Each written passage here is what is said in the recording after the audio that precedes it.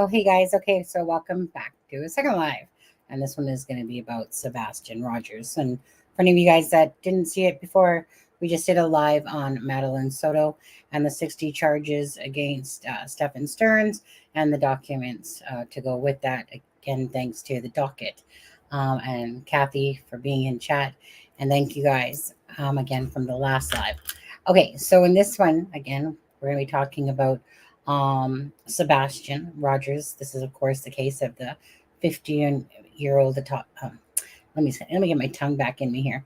The 15-year-old autistic boy that's been missing since February 26th. And just to go over the gist of the story for anyone watching that doesn't know, of course, is that on February 26th, that particular day, the mom says that it was basically a normal day. I think he was laughing and all that. That in that morning that they had gone to BJ's and then out to dinner and then went home. And at around 9 o'clock, she had said, it was time for him to go to bed. He said, "Love you, Mom. Love you," to the two pups that they have. And then from 9:45 basically to 12 o'clock at night, the stepfather, Christopher Proudfoot, and the mom, Katie Proudfoot, were on a phone conversation. And now apparently he's been in Memphis, the stepdad, for like approximately about a week time, not just like a day or two, but a week's time, according to Seth Rogers. And that she goes to wake up her son for school, Sebastian, and he's nowhere to be found. She checks everywhere, calls Chris Proudfoot, who's in Memphis. They in turn call the police department. Sounds like he stays on the phone pretty much with her as he's driving back. And supposedly he has a flashlight because the mom can't find it anywhere in the house. According to the mother, that all shoes are accounted for. Perhaps, and that's a perhaps, right? I mean, she could be wrong. She could be right. She could be wrong.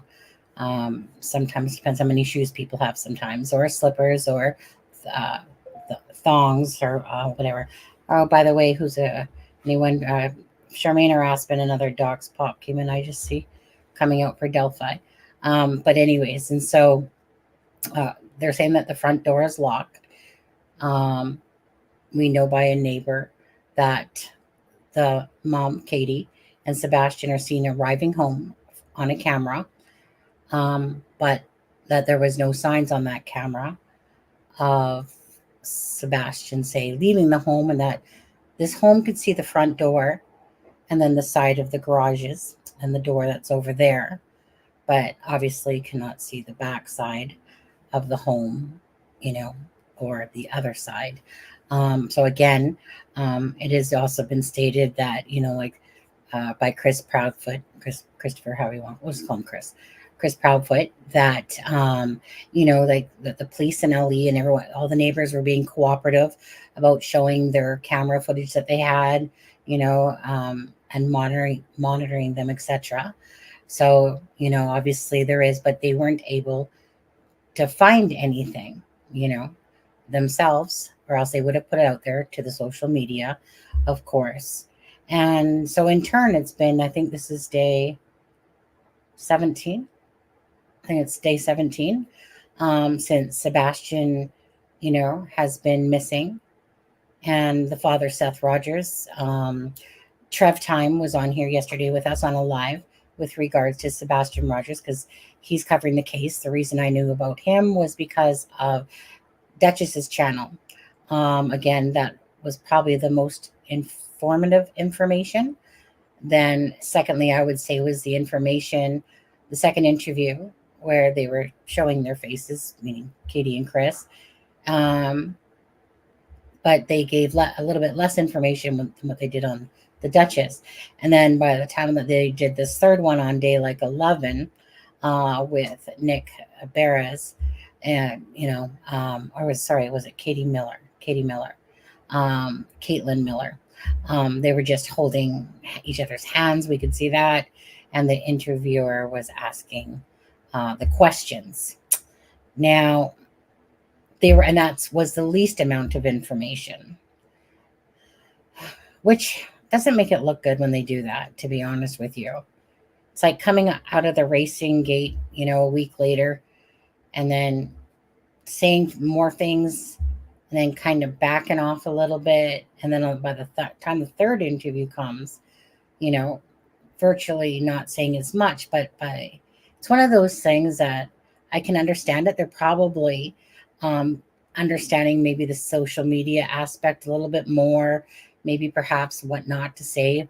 In this second interview and on Duchess, they said that Ali was going back in time to earlier in that day and looking at footage, but like they were asked not to speak about anything with regards to that. So probably, hence why they kind of on the third interview were kind of holding back. But the thing is that again, to the public, if we've already known that you've given 2 interviews and then you're glazing over the thing. Now, I'm going to say this still, is that I particularly do not feel like Christopher, Katie, or Seth Rogers. I don't feel like they had anything to do with his disappearance. I'm still going to go with my gut feeling on this one, and I'm not feeling it. Although they're doing some things that, I think are odd. I don't think I think that the odd things that they're doing, a little bit odd, a little bit different, but not odd enough where I'm thinking that they're insincere in their answers. And I do really feel like they are being sincere in their answers. And they just came across as genuine to me. Now, you guys, someone might disagree, and that's absolutely your prerogative to do that.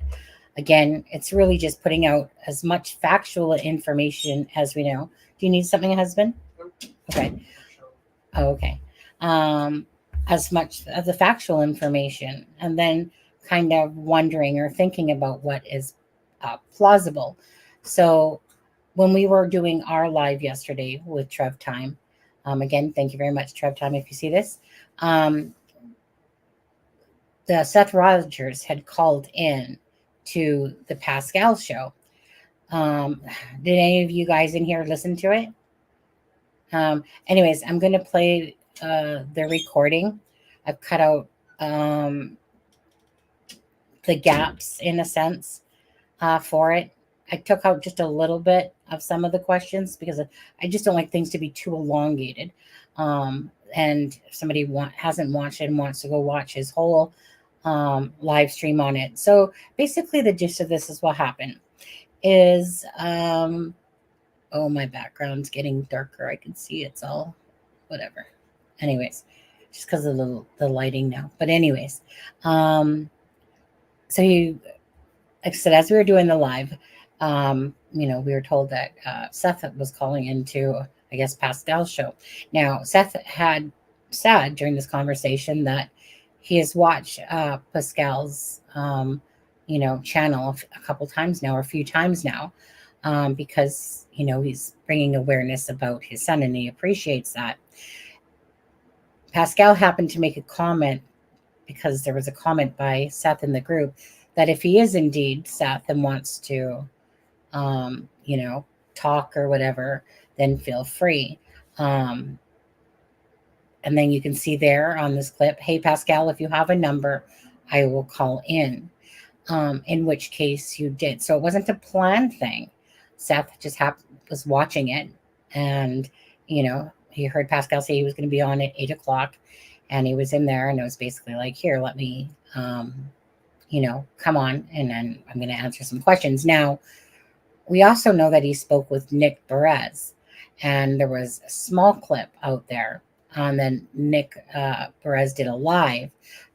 So we'll watch a piece of Nick Baris as well. But I think what we're first going to do, well, let me first of all show you this, because I kind of just went in. Whoops, I don't know why that just did that. Escape. Let me just stop screen here and present these. So there was a couple nominal ones, but these were the main things that Seth had said prior to joining the phone call. First, he said, "Thank you, Pascal, for keeping this, going. I appreciate it a lot." Seth had also said, "Okay, so hey, if people were wrong and I was wrong because I seen somebody else say that his mother didn't attend the vigil or Chris Proudfoot," Seth had said his mother did. I know he spelled Virgil instead of vigil. He says his mother did.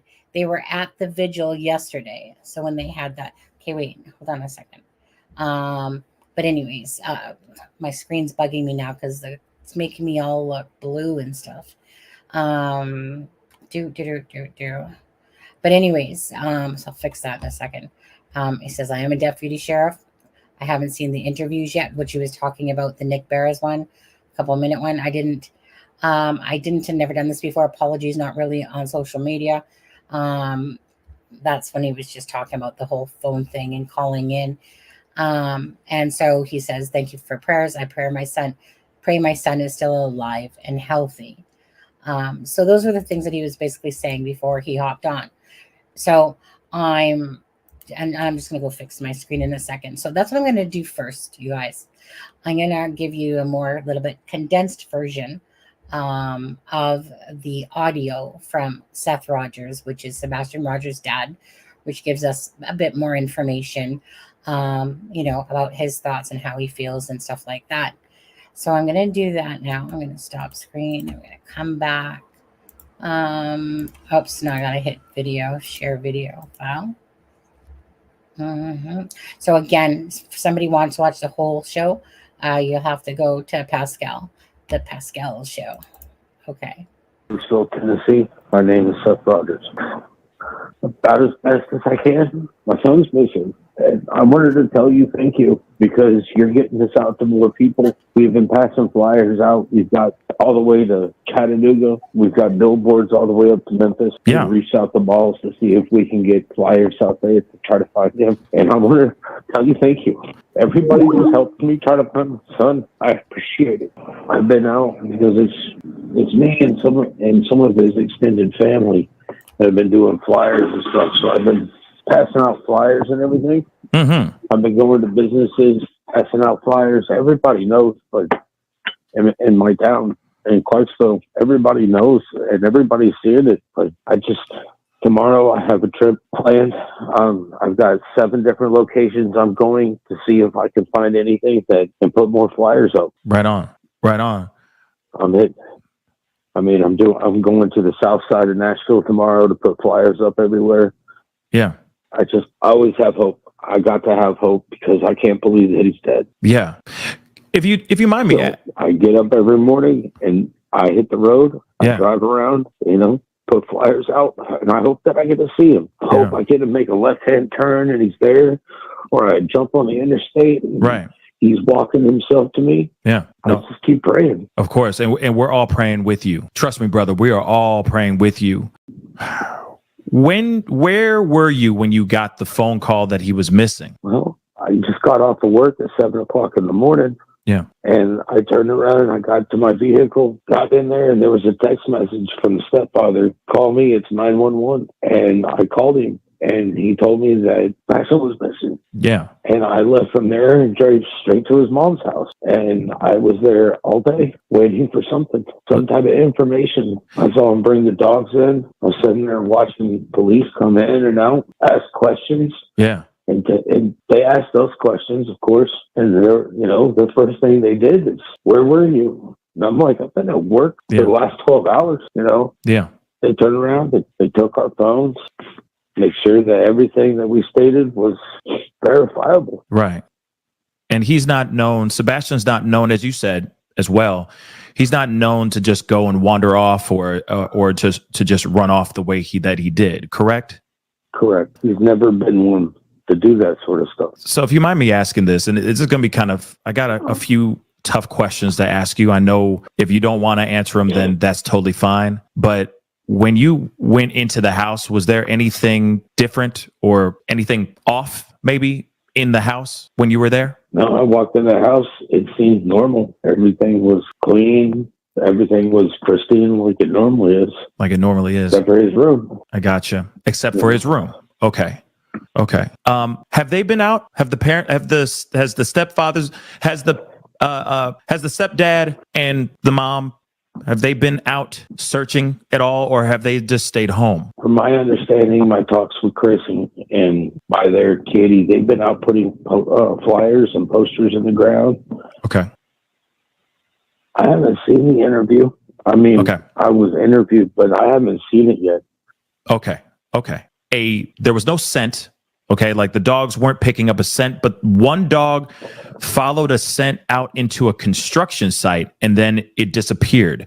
Could you maybe expand on that or explain a little bit more about that? One of the dog handlers told me first day. Wow. Monday, that the dog popped to a trail and they followed it and went all the way around and it ended in a construction site, but it ended. It's like there was nothing there. Right. And that's a little odd, which right? Leads me to believe that, well, if it ends, normally the scent ends when you stop traveling on foot. From my understanding, that would mean that he got into a car. If he got into a car, just so I understand the construction site itself, did the scent stop in the middle of the construction site, or did it stop on the side of the road? Okay. They didn't tell me. Okay, because I'm curious because how close. Go ahead. I'm sorry. I'm not. No problem. I'm not part of that sheriff's department, so yeah, they're not going to share information with me. Of course. On top of that, I'm emotionally attached. Right. So they don't want me involved in the investigation. I gotcha. So everything I do is pretty much on my own. If I go search somewhere, I'm under pretty much orders to turn around and call TBI and tell them where I'm going so that they know. Yeah. Because they know I'm searching by myself. And if I come up missing, they want to know where I was last at. No kidding. Because they don't want me coming up missing and my son being missing. Right. So as far as a few things though, I know you live somewhere else, but you were still very tight. You're still very tight with Sebastian. So I'm curious, did he tell you of any issues at school? Did he have any, was he dealing with any type of bullies, enemies, anything like that at school? Not that I am aware of.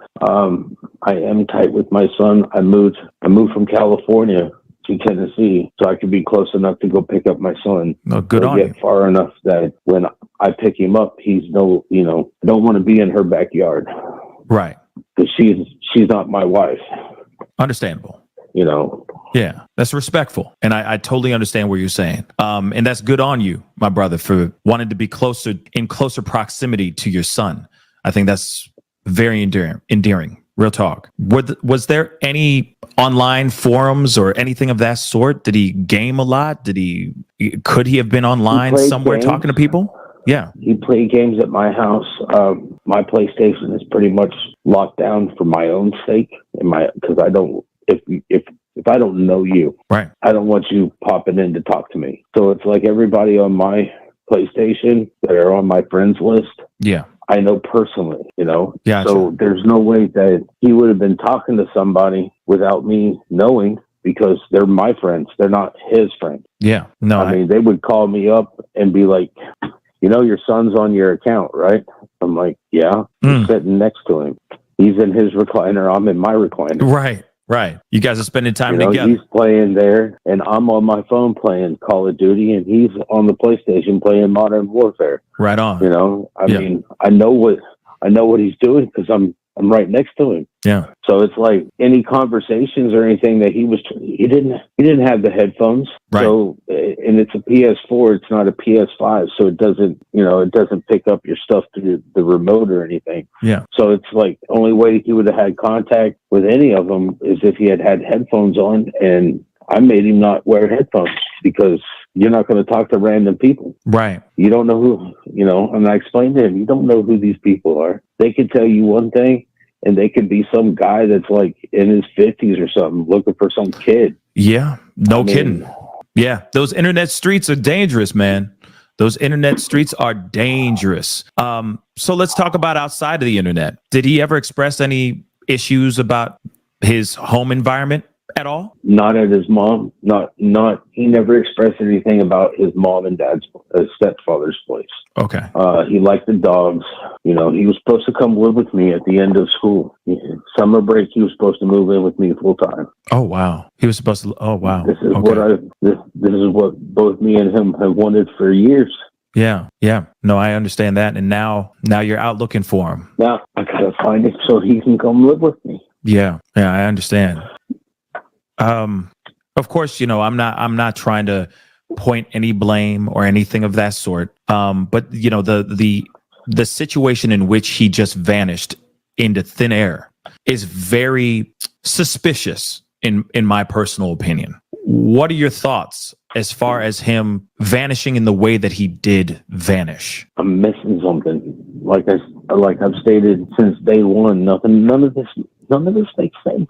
Yeah. There's something missing out of this puzzle, and I don't know what it is. And I hope that law enforcement has figured out the missing piece so that they can bring my son back to me. Right. I totally understand that. Has there been anything that you've heard so far? Maybe a piece of a clue, anything you said? I understand that there's pieces to this puzzle that are missing, but did they happen to give you at least something that could be some semblance of a piece to a puzzle? No. They're not including me in on. They tell me what they do, but they're not including me in on what they find. I understand. I do understand. Especially with your with your experience, of course, being a police officer as well. I can only imagine. Deputy sheriff. With all due respect, my apologies. Sorry. Well, I take my oath to the Constitution of the United States and the Constitution of Tennessee very, very dearly to my heart. As a deputy sheriff, you know, that's what we're supposed to do, you know, make sure people don't infringe upon people's constitutional rights. Yeah. I got a few more questions. What was the last time you had a conversation with Sebastian? How Thursday. It was Thursday. Okay. So you Thursday before he left. Before he disappeared, or you mean before he left? Yeah. Okay. So before he left. Okay. I mean, because he's gone. Right.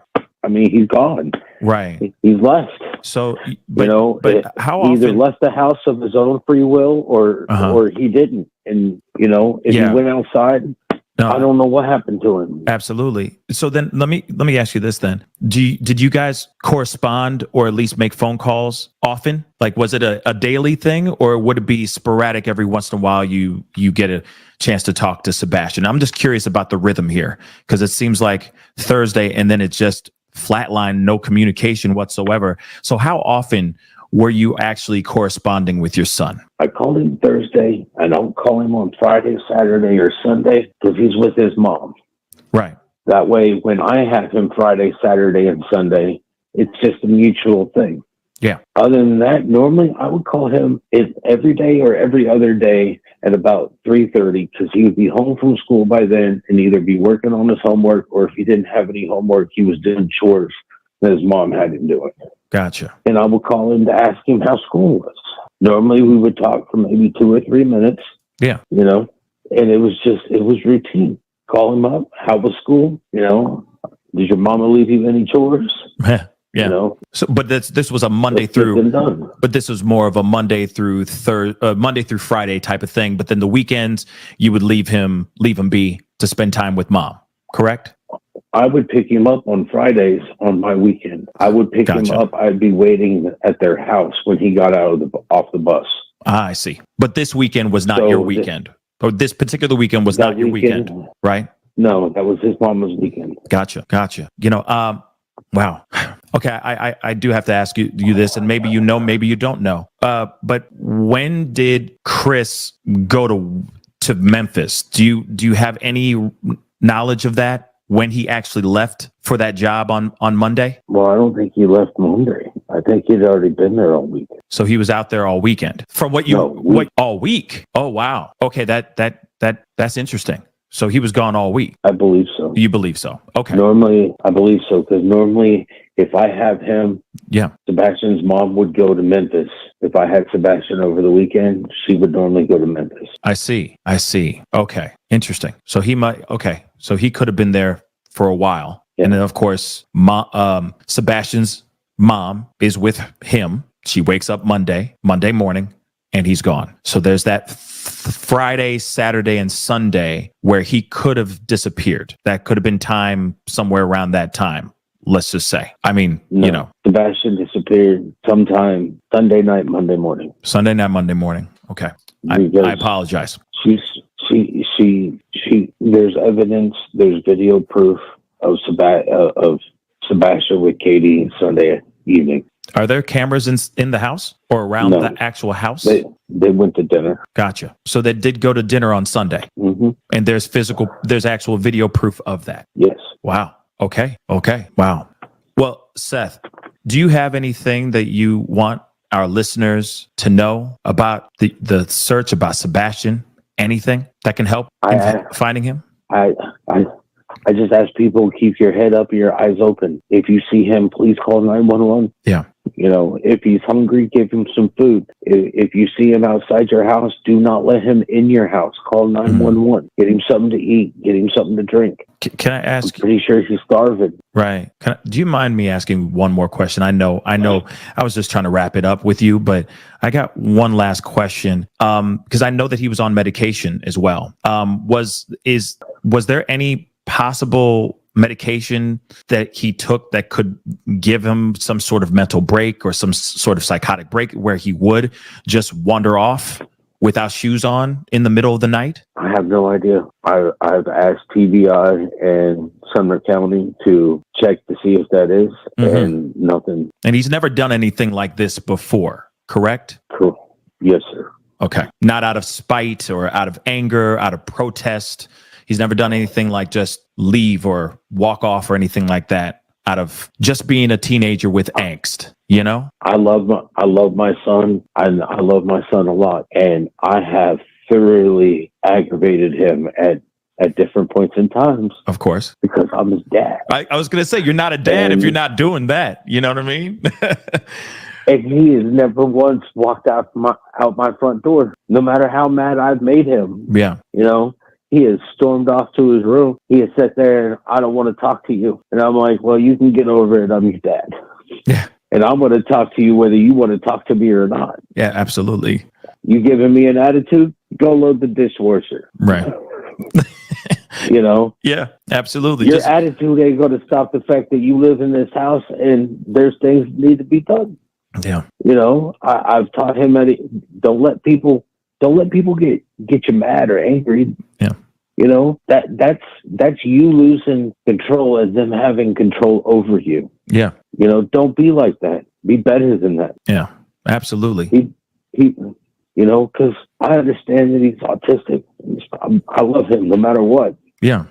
But I also understand that kids are cruel, especially in schools. That they are. We all did with that. If you weren't the popular one, you could be made fun of or whatnot. And I wanted him to already have an understanding that those people that do that are just insecure and they're wanting control or power over you. And you getting angry gives them that. But if you look at them and just smile and brush it off, because it ain't worth it. Their opinion is not worth it. Kill them with kindness, right? Or food, school food, either one. I will say, Seth, I do appreciate you calling in and just because this was very impromptu, everybody. Okay. Let me just be completely honest. This was not planned. But I do appreciate you calling in. You know, I watched your podcast. I watched your podcast earlier and you said you'd be back on at 8:00. Yes, sir. And I watched your podcast a couple days ago because you're keeping my son's face out there. You're keeping his name out there. And the more that we can do that, the less likely it'll become a cold case. Absolutely. Okay. I stopped it there. I played you guys like most of the clip. I cut out a few things that it's just because at the end there, you know, Pascal was saying, is that rain? Oh my goodness. All of a sudden I'm hearing this. You know, you guys know when you guys get hail balls? That's what it sounds like, but it's not. Might be. Anyways, it's sunny, but it's raining. Dark cloud right there. Anyways, so Pascal was just basically saying at the end there, of course, you know, prayers to you. You got all these people that are trying to help you and bring awareness, of course, to the case. So again, it was an one of those things where it wasn't a planned live that Seth was going to talk. He said he had watched Pascal's show a few times and that he's bringing awareness to his son. So he asked if there was a phone number to call in, which he did. So I dropped the link and it's in the description of this video. If you guys want to go back and watch the entire thing, pretty much most things you've heard of what the conversation was between Pascal. And I agree with Terry because yes, when it's impromptu like that, and I could tell, and if you guys are want to go watch the live, you can tell like, you know, that Pascal is like, it's kind of like he's probably got way more questions, you know, and that's why hopefully at the end there, you know, like that Seth Rogers gives him a phone call, you know, again, or they contact each other because there are questions that still, you know, I'm sure that Pascal probably thought of after the fact. And there's questions that I would like to have answered too. I did try to message Seth Rogers myself on my phone, just by the phone number that I last seen by Search People, just to basically, you know, of course, give prayers and tell him about, you know, this YouTube channel that we're covering his son's case. And, you know, if perhaps there's a few questions, I never heard anything back. And I sent that last night. But anyways, I wanted to put it out there because there is some questions that I said to him that maybe you haven't thought of, but of some of these questions that I would like to ask you. But even if you don't know the answers, perhaps maybe you could check the answers because they would be a little bit pertinent, you know, about, like, for instance, a question for, you know, about Sebastian. Did Sebastian go to sleep at night with his clothes on? Was that a normal thing? Because if he went to bed, you would think that he would have had pajamas on when he went upstairs. Now, I don't want to say went upstairs, okay, because we don't know where his bedroom is. It might very well be on the main floor, which could be likely because there's a big loft room upstairs. So not sure because the home, which we'll look at again, the home is like the main floor level, and then it has this big loft area, like this one loft that goes to the second floor. Absolutely, Charmaine. Just especially at the end there, you can just feel this dad's heartache and pain. You know, just like I could feel it through the mother, but the father, absolutely. And that's what actually made me want to say message him just by the number that I had seen on Search People. It might not even be his number at all. It's just showing the last one. But anyways, is, you know, my heart breaks for these people. And this channel in particular is absolutely sincere in its mission to bring awareness to cases, you know, to try to help, you know, do our small part in any which way to bring coverage to this particular case in itself, Sebastian's. And, you know, it's one of those things that it's very puzzling, but there's still some questions out there. I wonder if he's thought to ask himself and if we could find out those answers, because I think it would be a little bit more clarity. So again, you know, like this whole front door thing. Why is it said that he went out the front door? Because if you guys didn't hear him, he said when he was asked if they had cameras, he said no, right? So, and then I can't remember the next word. I have to go listen to it again because I wasn't sure if he said no, they didn't, or they didn't do it, something like that. But his answer to the question about the cameras was no. And so, again, so why the front door? If a neighbor can see the mom and Sebastian arriving home on camera, okay, then this neighbor at that point in time, regardless if he's wearing black, should be able to spot some sort of white stripes on the side or some movement on the camera if he left the front house. Oh, thanks, Charmaine. I was like, I was just because like my last one I put on at night and then I was like, I'm just gonna wear the same color, but that kind of blue doesn't really go with a green screen, so that's why it gets fuzzy. And anyways, red is always a good color, typically, or purple or something like that for the green screen not being all fuzzy and stuff like that. Okay, so let me just look at your questions. Um, and yeah, Terry, we'll catch you later. I'm on West Coast as well. Anyone watching this live stream, I am from Vancouver, Canada.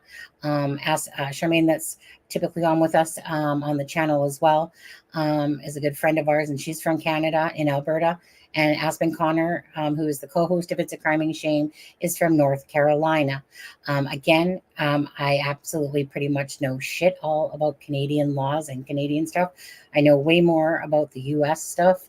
I've always paid attention more to the US than my own darn country, although I do like the fact that, well, I can't even say that I like the fact. I mean, I like the fact I was born in Canada and stuff like that, but I live in Vancouver. It's beautiful, the ocean, the trees. It's called British Columbia, which means bring cash. But anyways, there's good points about the States and there's good points about Canada.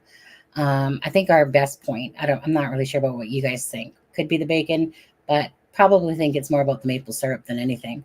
But anyways, so still not here. First of all, let me take this down.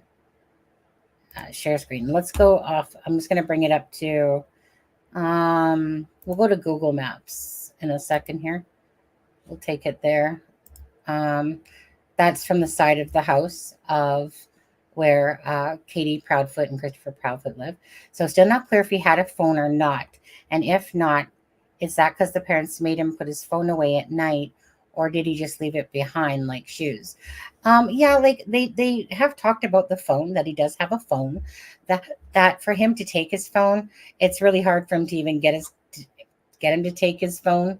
And it's probably because he can't really do a lot on it anyway. And he doesn't really have friends. So why are you going to bother to take your phone with you? Meaning on just a normal regular day, right? Most people that have the ability to have access to the internet and all these different things, YouTube and stuff like that.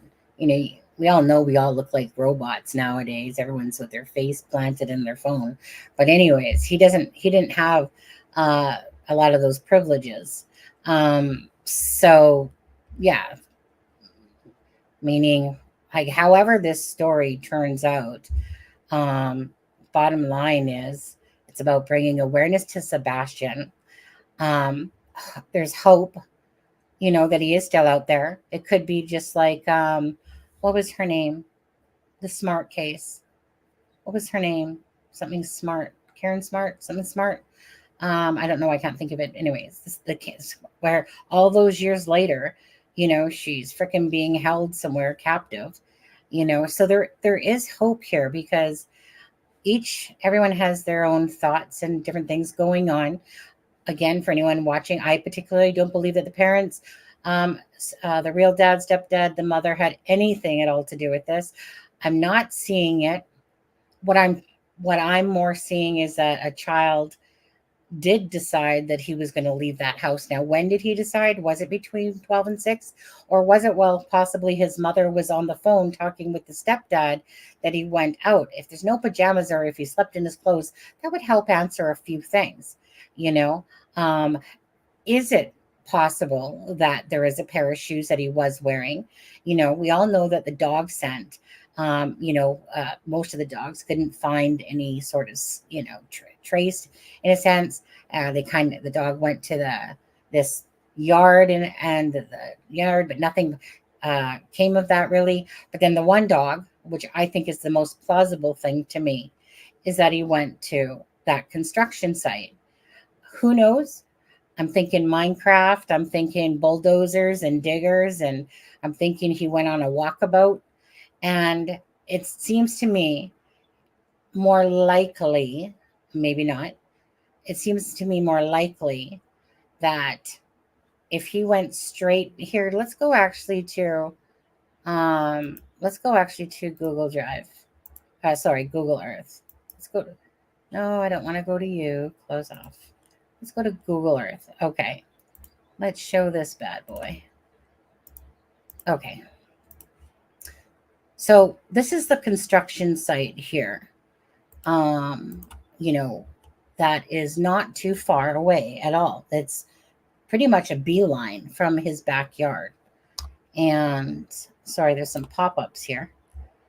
And okay, let me go through some of your thoughts here. Seems still like he would have taken, still seems like he would take it if he snuck out. I don't honestly think so. Flashlight, sure. His phone, no. Especially if he thought he was just going out for a walk and he didn't typically take his phone with him and he was just going on an adventure and being sneaky about it.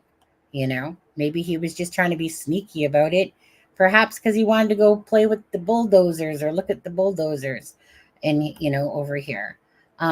So I'm more apt to believe that he went on this beeline, was not seen on cameras on at any point, really, because it's not like it would be that far. And that someone, there's a lot of crazy people out there that someone saw this boy and a predator perhaps and did take him. You know, I mean, or the fact, which I think is more unlikely, I think it's more unlikely that that could have happened myself, because I'm just not buying the fact that the parents had anything to do with this at all. I'm not feeling it. It's her only son. You know, it's her and the biological dad's son. And, you know, everything that the stepdad, that real dad, is saying is that, you know, you would think then if Sebastian was having any issues going on, that he would open up to his real dad. If he was having any problems at home or, you know, bullying stuff and stuff going on. But I think it's for the sake that he is going to 2 different households, you're more likely to open up to your real dad than you are probably your mom and your stepdad, more so, you know, because, you know, it's almost like a different feeling for kids when they're, you know, in the house that gets rules and this and that. Then you go to your dad's house, and I know there's rules and stuff like that, but it sounds like that they were sitting in their chairs, gaming away. One was playing this game, one was playing the other game, you know, type of thing. But even by the accounts of Seth Rogers, you know, he's basically not dissing, you know, Katie or Christopher Proudfoot by saying anything. In fact, he's just really saying that there's something missing to this puzzle and he doesn't know what it is, but he's not saying anything derogatory or negative about Katie or Christopher. You know, it sounds by all counts to me that he was in a very loving home. That obviously he's probably a handful at times and stubborn, you know, but it sounds to me like, you know, that the parents were doing what they should do to a child, you know, that has it's a high functioning autistic child, you know, and limiting his access to the internet and stuff like that. You know, I don't know, like it's just it's very perplexing for sure. And again, I always try to look at the full circle of everything, you know, and then to my brain, to what seems to sound like the more likely of the situations. So if I'm not buying that the parents had anything to do with it and the flashlight is missing, it's, you know, nobody's going to sit there and go, woohoo, you know, I'm going to use the flashlight as part of the, you know, take away that and hide that flashlight, but really I did something to my kid. You know, it's not going to be the flashlight. They're going to be hiding something else. But anyway, so it does seem most likely to me that this flashlight is really something that Sebastian took, went out of the house, probably with no expectation of something happening to him, you know, besides being a sneaky boy for whatever reason. You know, he does like to play hide and seek and stuff like that. And again, maybe he left before 12 o'clock. The mom maybe just thinks that he was in the house when really he could have slid out. And let's just say his room is on the main floor, right? He's not going to be making too much noise going up and down some steps there if it is. And like I said, the way that this house is built, And someone, according to Trev Time, the person with the cameras also said that there's like a piece of furniture in front of the back door, you know? Um, so maybe he did come out the garage door, from the kitchen. Maybe it was the front door. And even though that one seems odd, if a camera can see Katie and him come home, but granted, it is dark, and I'm not sure how their camera is looking. So, for at nighttime, when you have a kid that's all in black, basically, black with some white lines and black with, you know, that part a little bugs me a bit about the shirt that they didn't know between three shirts which one he had on. Was it Minecraft? Was it Star Wars, or was it the Halloween one?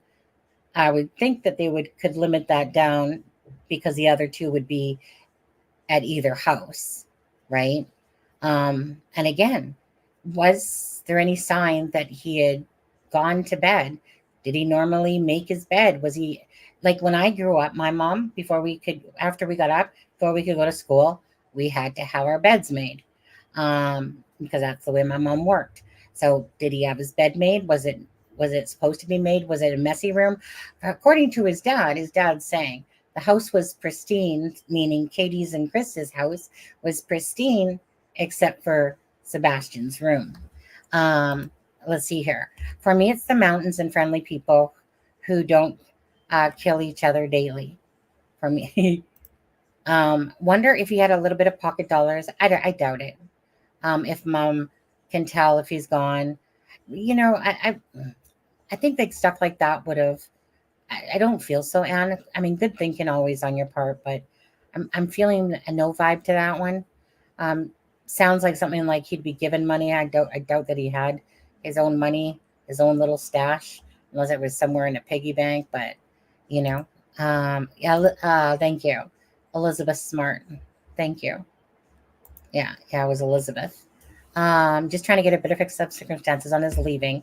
Did he seem to intentionally leave or do show signs? Was abrupt and intentional? Oh, yes, Elizabeth Smart. Right. Yes. Absolutely. Like, can you, like that case in itself, even right now, I'm just getting the chills talking about it because how often does something like that happen? You literally would think your child is dead, and just to miraculously have this child be found. Elizabeth Smart, oh my goodness, but God, the therapy and the nightmares that poor child and what she had to endure, it's just horrific. Just trying to get a better. Oh, you said that one, sorry. Said that one. Yes, I daily follow Pascal Joe. I know of him. I've seen a few of his shows. I can't say I'm a big follower of a lot of people because I just am too busy working on stuff for the channel. I do try to catch things, but sometimes at nighttime, I just want to relax and get away from true crime. And I'll try to watch. I mean, I do watch interrogations and different things like that. But lately, I've been on this whole BB kick. This little monkey named BB. God, he's so smart. He's such a smart monkey. That you know, he's like in this home that they post things of him on. But and he's such a smart little monkey. They're I mean, if we came from human or monkeys or whatever, I'll tell you, it's just so amazing watching a monkey that's so smart. Anyway, so his name is BB. If you ever look him up, the thing I heard is that the neighbor reported a room light going out. Think I heard a neighbor reported a room light going out at the house around 9 p.m. in line with mom's timeline.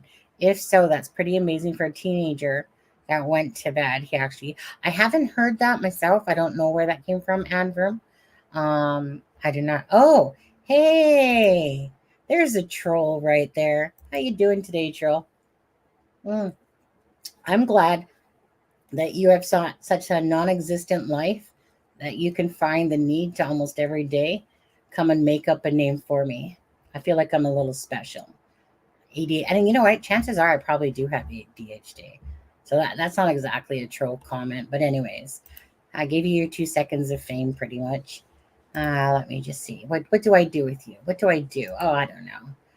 All right, block, ban. Have a good one. Anyways, it's just amazing how these losers can just, we don't get many of them anymore, but It's like I'm going to dedicate my life to going around and trolling people because my life is so non-existent and boring. That's what I think I'm going to do. You know, like seriously, must suck to living your life, dude. Hey guys, I'm like 30 minutes behind. I'm in rewind. Okay, hard to think searchers haven't thoroughly combed the construction site. Well, that's what the thing is, right? They did. But the dog that caught a scent, which that's why it doesn't shock me if the reason why he wasn't saw on cameras. Here, let's go as I'm talking here. Let's go to Google Earth and let's do a exit street view. Okay. Yeah. Where's my markers? Okay. So let's turn Google Earth this way. Okay. So if this is the home right here, right there, he doesn't exactly have to go too far. I wish Google Earth, like their really picture is shitty quality. But let's go down to Kelly Lane first. Okay, let's go down to Kelly Lane. All right. So let's do this again. That's 115. So we're going to go right here. Okay, and then we're going to turn. Oh, no, we got to go a little bit further. And we're going to turn. Come on, turn. Okay, so that's the back of the house of Sebastian's right here. Sorry, I was trying to think of Katie's name. For some reason, I wanted to call her Linda all of a sudden. Anyways, so that's the back of the house here. Oh, I'm not on Google Earth. If I was on Google Maps, I could actually bring this in closer. But anyway, so let's take a look at this. This is the back of the house, right? And all he had to do was perhaps go through one of these yards, right? And perhaps get over here. Come on. Giddy up and go. Okay. If all he had to do was to go a beeline right through here, and these people don't have maybe cameras or Ring doorbell cameras, he didn't really have to go through a lot to get to this construction site. There's Kelly Lane, right? There's the construction site. So all he really had to do was, and I just showed you the back of the house, right? It's just really like a freaking beeline, cross the street and right over to this section. That's not exactly like can you understand perhaps why maybe he wasn't seen on camera if that's the case?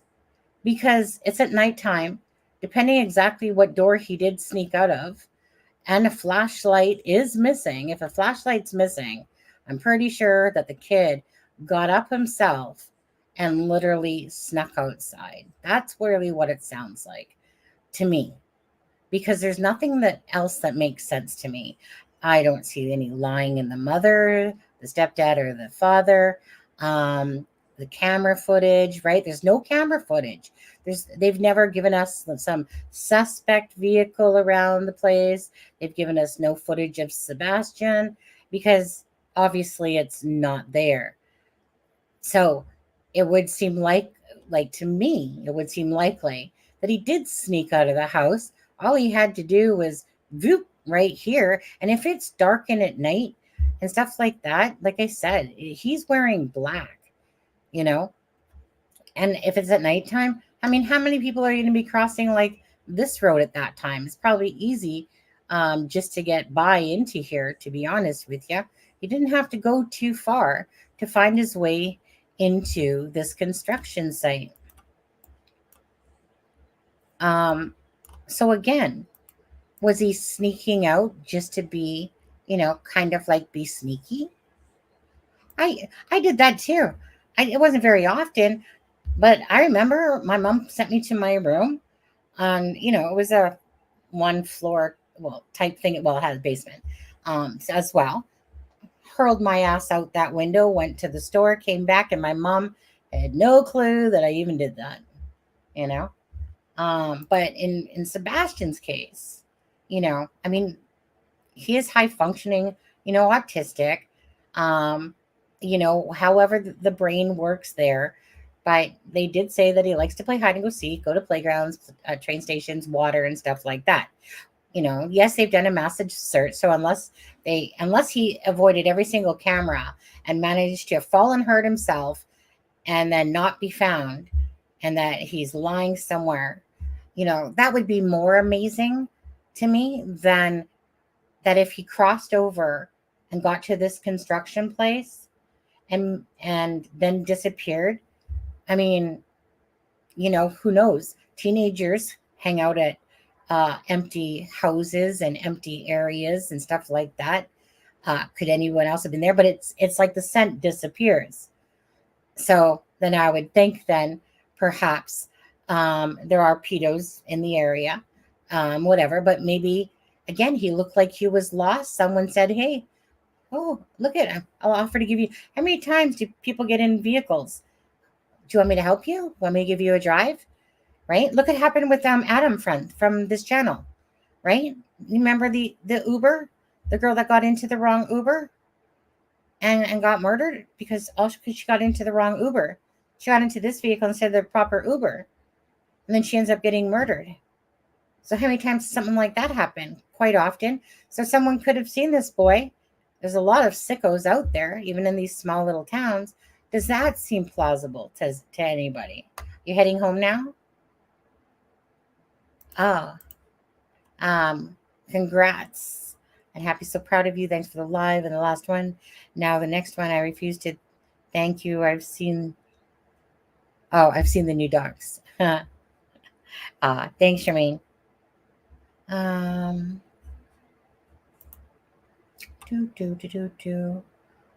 Congratulations. Oh, yeah. So I'm watching today. Yeah. I was offered a job, so the YouTube timing might change or different things, whatever. But anyways, it's in customer service. I've spent all my life in customer service. So anyways, and it comes with nice perks. A lot of nice perks, to be honest with you, on there. So I like helping people. So customer service is right up my alley. Either you should be in it or you shouldn't even be the hell near it. I freaking hate it.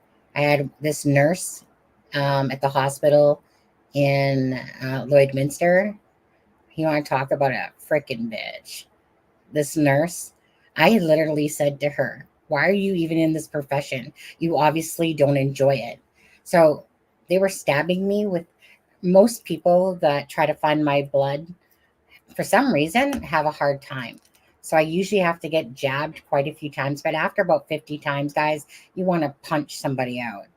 So this B nurse comes in and she's like, and she puts it right here. So every time I even move my wrist, it's pricking right into it. And I'm sore and I'm tired. Obviously I'm very sick, really sick. This is one of the times where I could have died. But thankfully, I didn't. But anyways,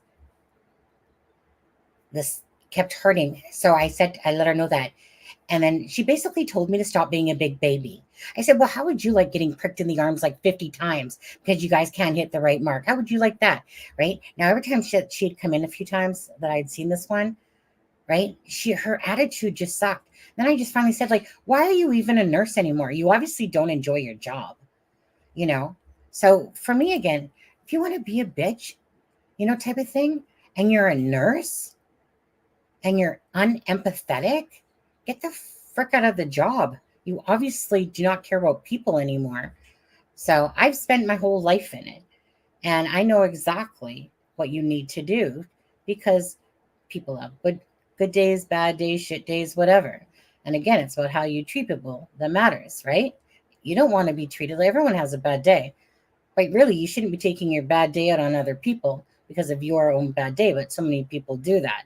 And they come in thinking that they're the princess, that they deserve to be waited upon. Okay, but I know all those personalities and I know how to deal with them.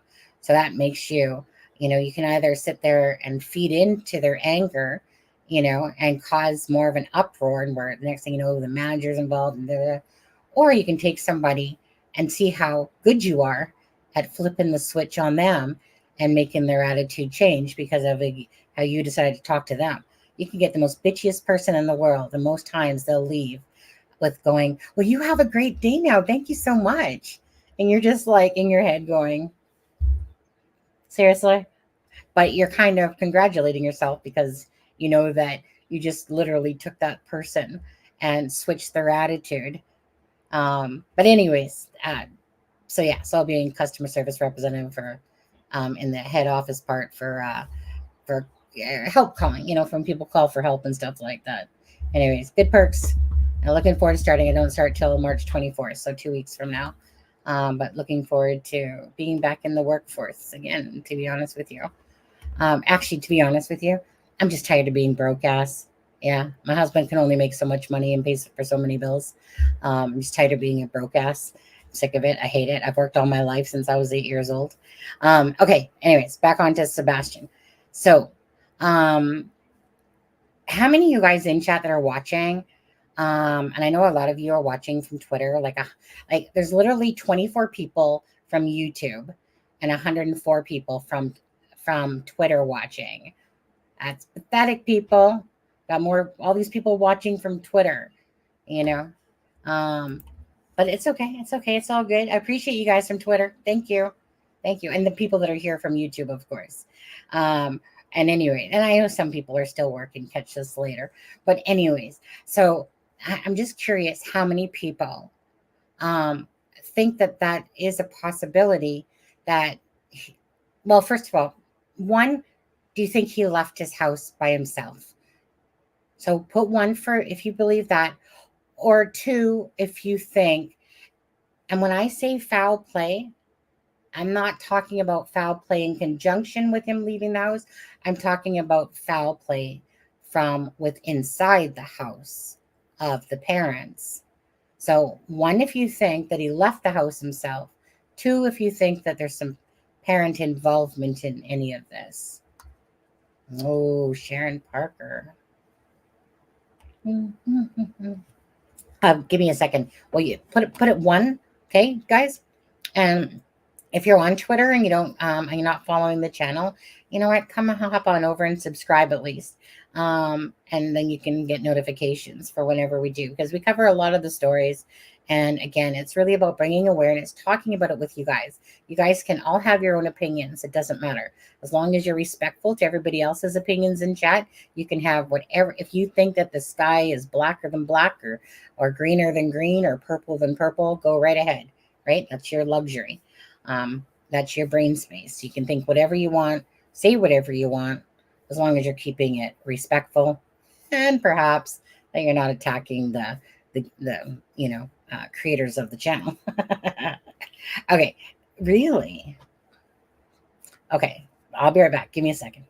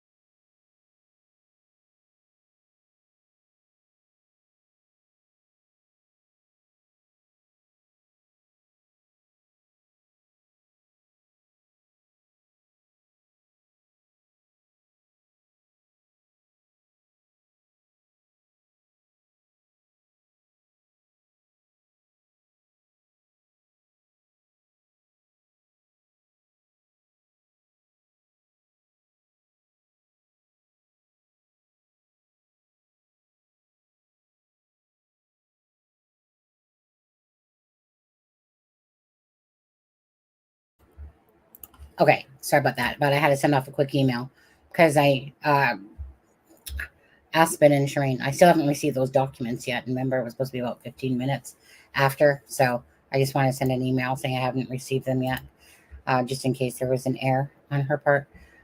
Elizabeth, also, the bio dad said, SD out of town for a week. All right, stepdad.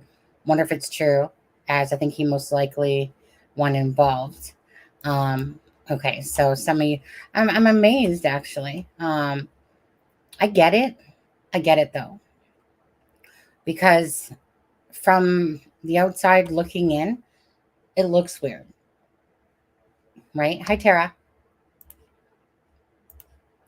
So I can understand where people's minds would go, because maybe it's because we're in true crime. Maybe it's because we're so often know that a lot of times certain cases like parents are involved of some sort, right? Or a close family friend or something like that. So on this one, I'm a 1. I don't. I think that the flashlight is really one of the most important items here that's missing. And if you think about it, well, why would a parent claim that a flashlight isn't there? Like, do you know what I mean? Like, that's a very, if you're going to do something to a child, I'm sure that it wasn't like, well, you know what, let's make it look like he took a flashlight with him and that he just disappeared into the night. First of all, most of us would use our phones as flashlights. But it would be a very odd reach to do something like that. So I believe the mom when she says that she can't find the flashlight. That, so unless something's changed by then, because the stepfather is saying the same thing. So, under what he's thinking too, it must be the flashlight, and the parents talk between each other, right? Hey, Lacey, how are you? So the flashlight to me is a huge deal, because that at least gives me that vibe that Sebastian did in fact sneak out of the house, that his mom probably thought he was in bed. And this is where I would like things clarified. If somebody's interviewing that Seth again or whatever, about this whole front door and the front door being locked. Did this lock have the deadbolt and you can lock it by push button type thing? And if so, were both of them locked, or was it just the one? So why do they keep thinking it's the front door? I mean, considering that there's a camera that can look at their front door from a neighbor's house across the street. I don't know. But the flashlight missing to me seems like a huge deal. And again, it doesn't mean he was barefoot. He probably had socks on, and he might actually have had shoes on of some sort, of some kind. And his mom maybe just doesn't remember them and thinks that all the shoes are accounted for.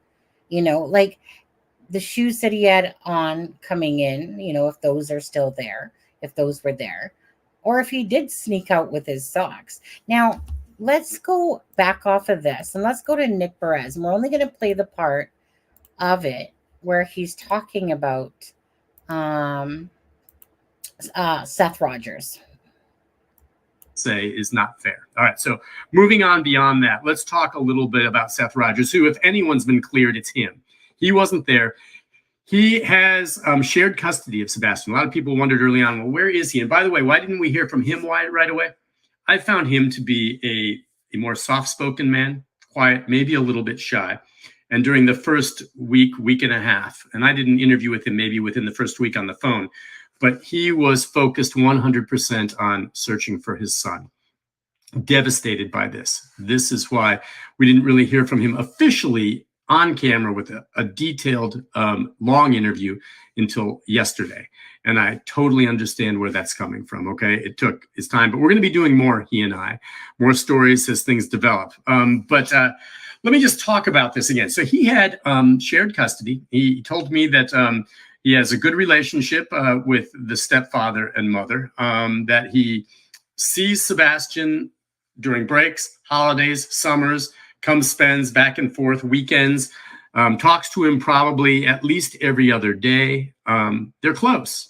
As far as I know, this is his only child. And so he was devastated by this. And, my first question from him was, it's been 2 weeks. What's going through your mind? And he's like, Nick, what's going through my mind is the same thing I think that's going through law enforcement's mind. It's as though this child disappeared into thin air, just vanished. And he's like, it's just hard for him to believe that dogs didn't pick up any scent. And he mentioned to me, and he knows some things maybe law enforcement has shared with him that he hasn't with me. You may have heard some of this, that initially some of the bloodhounds did pick up Sebastian's scent leading up to near maybe a construction site. There are some homes being nearby. And he goes, it got to a point and then all of a sudden stopped, as though he didn't take another step and just vanished from that point. Well, no one just vanishes. If indeed they were on target on that and searching, that meant at that point is where he got grabbed by someone else. Now, I asked the father about, whether he believes foul play. And I had to bring it up. He didn't. He doesn't want to acknowledge it. That's probably his greatest fear, that somehow this is foul play. Because if you'll see my story, if you go back and watch it on my Facebook page, he just says, I just hope he's still alive. I just hope he's still alive.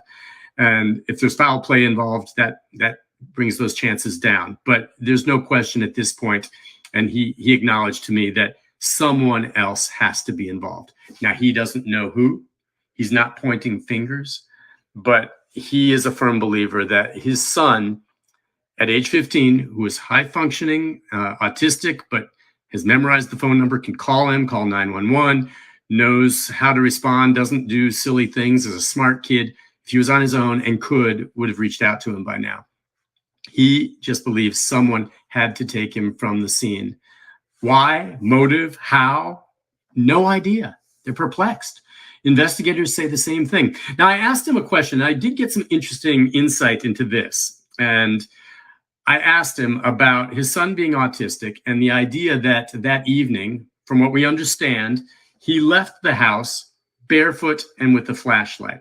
Why, how, whatever, wearing, basically all black, but leaving the house sometime overnight, barefoot and with a flashlight.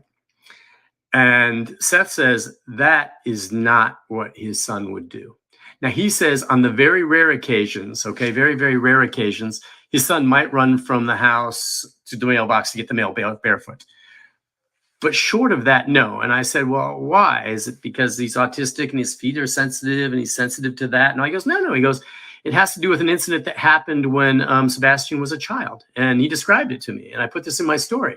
He said that as a child, Sebastian saw a pile of what looked like mud. And as a child would, and I don't know, maybe he was 5 or 6. He goes and stomps on it, and he was in the yard. Turns out, and he was barefoot. He was out playing in the yard barefoot as a little child and stomps on this mound. Turns out it was a fire anthill. And his dad told me, he got lit up by those fire ants that day.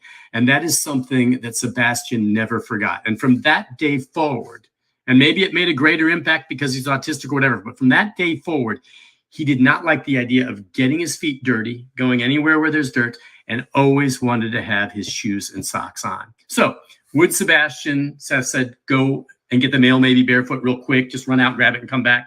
Yes. Would he get up in the middle of the night in the dark, walk outside, and then disappear barefoot after what he went through there and what he's like? He just says, no way. It's possible that he went out thinking he was just going to go, briefly outside for something or for some reason. And then the thinking could be that's when he was grabbed or snatched or something happened to him. But he goes, on his own, there's no way his son would have gone walking away and disappeared barefoot. He would have put on his shoes and socks because of that incident with the anthill. And that he was very concerned about going outside and being properly bundled up. He told another story about how it'll often be in the spring or fall when it's still cool out, and Sebastian would be wearing a jacket outside, he said, and they'd come inside. And Sebastian wouldn't take it off. He wanted to keep the jacket on. He liked to have jackets on. He thought he'd be going back out, and he would talk about, hey, Sebastian, it's warm in here. Take your jacket off. Stay a while. And he goes, no. He likes to wear a jacket, and he likes to be bundled up and dressed properly for going outside. That's another story that Seth shared with me. Didn't include that in the story that aired tonight. And so he said, yeah, Sebastian is not in the middle of the night thinking he's going to go a distance and disappear and go somewhere. go out barefoot and not wearing anything other than just a thin top t-shirt and some thin like pajama pants. It's just not in his DNA. It wasn't going to happen. So, he's looking at that and he's like, so what got him out of the house? Why did he go out the house? And what drew him there? And he did say for Sebastian to do anything as rash as that, to get up in the middle of the night, means something must have very much upset him to the point where he felt he couldn't deal with it, or had to go out to check something out, something along those lines. But that's his take. And I'm sure he shared that with law enforcement. And so, okay, if that's not something Sebastian would do, as we said, the story from the mother and stepfather is that he left, and it appears that his shoes were all there. They shared that. And so it means he probably left barefoot, and they believed he left with a flashlight, which indeed may have happened, but the plan probably wasn't for him to go a long distance away. You know what I'm saying? So something happened to him if he, for some reason, went out in the middle of the night, which again, Seth says his son was not a wanderer. Now you'll notice I did share some video, the first video we've seen of Sebastian that's been made public. And if there's more of it that we can get, I don't know. I haven't seen if the stepfather and mother have any video. I'd imagine they do. Seth didn't have a lot, but what he provided, and you can have a look at that. There's one video of Sebastian. He's at the front of the line in one of those giant tug-of-wars with a team behind him and a tug-of-war. And you can just see this kid. He's athletic. I mean, his dad's telling me that he's a fast runner. He's strong. He wants to be involved. And you can just see him pulling on this. And the other team wins, pulls him over, and he bounces back up. The other video that we have is from his middle school graduation. It's from a distance. It's scratchy. It's not great. You can hear them call his name, but you can see this lean, young man, I think he's wearing kind of white slacks and shirt, walking and then going to his seat from a distance. And his dad said that was one of his proudest moments. Sebastian graduated, made it on to high school. He talked about how he and his son, have had great hopes for what he might do. I mean, this was a boy that was succeeding despite whatever he was dealing with autism. A sharp, good kid who was well-liked, high functioning, and graduated and walked and went through that. It was kind of neat to see that. It was heartbreaking watching that. We've seen a lot of the photos that have been made public, seeing some of this video. I think I wanted to put that out there. Anything that can help anyone get a better look at him and then maybe report it. And by the way, there have been reports of alleged sightings that law enforcement continues to receive, and they do their best to check them all out.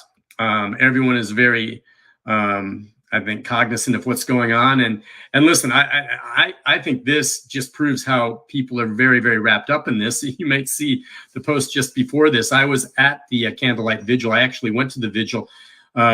Initially I was out that way and was not really planning on going and didn't know. And then I heard from Seth and said, well, I'll go and maybe we'll do an interview. So I was leaving a gym, I had my sweats on and a hoodie. And while I was there at the vigil, and I wanted to be there for the vigil just for Seth, not for a news story. So I wasn't dressed for it. It started getting chilly. And at one point I put my hoodie on and I was in the crowd and I was trying to keep low key. And some folks took photographs of that, a couple of them, and they posted it on Facebook thinking that this person with a hoodie and these glasses looked like Sebastian. Could that be him? And a lot of you are going to say, yeah, Sebastian is going to show up at his own prayer vigil, and Nick Baris looks like a 15-year-old, which by the way is flattering. But listen, I posted, no, it's not me. These are well-meaning folks. They see things, they bring it up, and I don't have a problem with that. I'd rather have people report things like that and have it be checked out. It shows people are watching. That's just my point, though, how things can take off. That picture's posted, and I see this picture of me kind of just with this crazy hoodie, and I'm like this. I look silly, but I guess I resembled Sebastian a bit, not me. But that's how people are watching. And so I appreciate that. And I think the people who made that post meant well, and that's fine. But that's what's like out there. People are so desperate to find any potential lead. Now, again, from law enforcement, I think we're going on now 5 or 6 days that there's been no official news update. They did, several of them early on from both the Tennessee Bureau of Investigation and the Sumner County Sheriff's while the search was initially going on. Since then, they've dialed back the search. And, the bottom line is it's a criminal investigation now, though I don't think they've used the word criminal when they say they're investigating, but that's exactly what's going on now. they're looking for that, and they're still hopeful that Zach will turn up. I mean that Sebastian will turn up, but they're going out and tracking down all leads if there's sightings. But beyond that, they're going back now, interviewing everyone. They continue to scrutinize security video taken from homes in the neighborhood. On that front, stay tuned for later this week. I'm going to have an exclusive story coming your way that you won't want to miss. That might be a potential lead of some sort in this case. I can't go into that now because I'm still waiting to get more details on it. But I'm going to have another story later this week, which will probably lead to another Facebook Live near the end of the week. But stay tuned for that. But what they're doing now is still going through all that video. They're interviewing people time and again. I asked, Seth, how many times has he been interviewed? And he says, a few times, usually as a group, they've been asked. All of them have been very upfront. Like I said, everyone, cooperating. I know that law enforcement goes back and interviews a lot of the key players who were closest to him individually, neighbors, the mother, the stepfather, the biological father, to look for any inconsistencies in their story. And so, when they do interviews, I guarantee you, law enforcement might be watching this. They may look and see what Seth said. They may have looked and seen what the mother and stepfather said in other interviews to see if everything jived,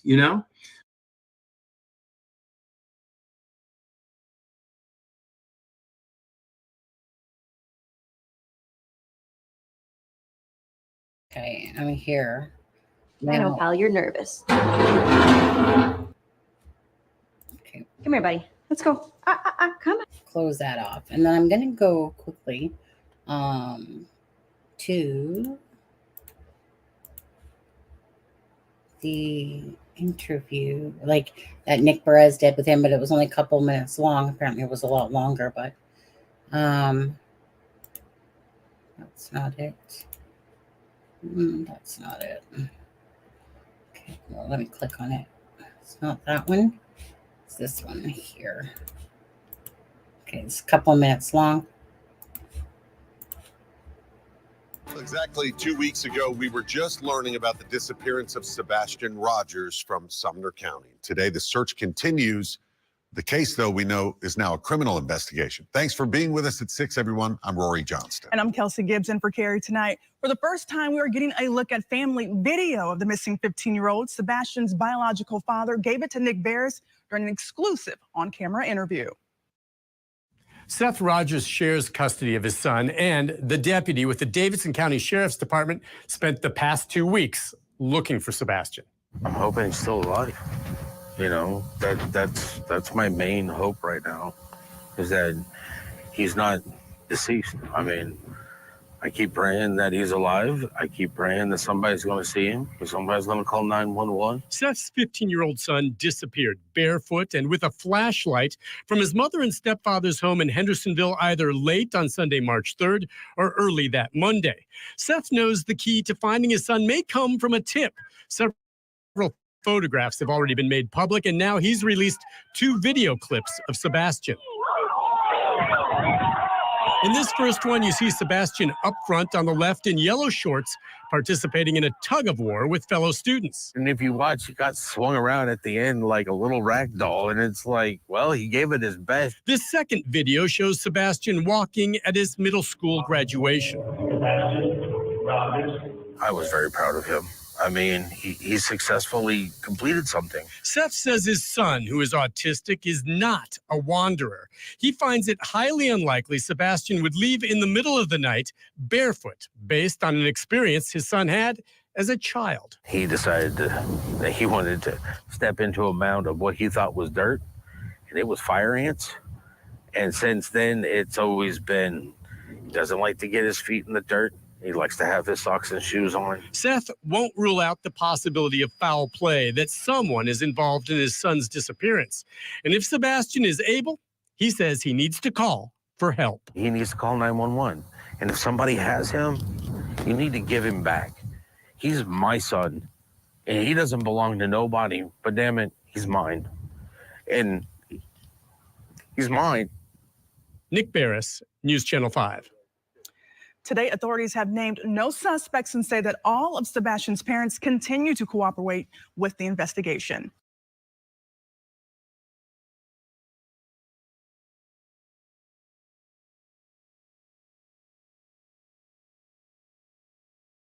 no suspects and say that all of Sebastian's From Sumner County.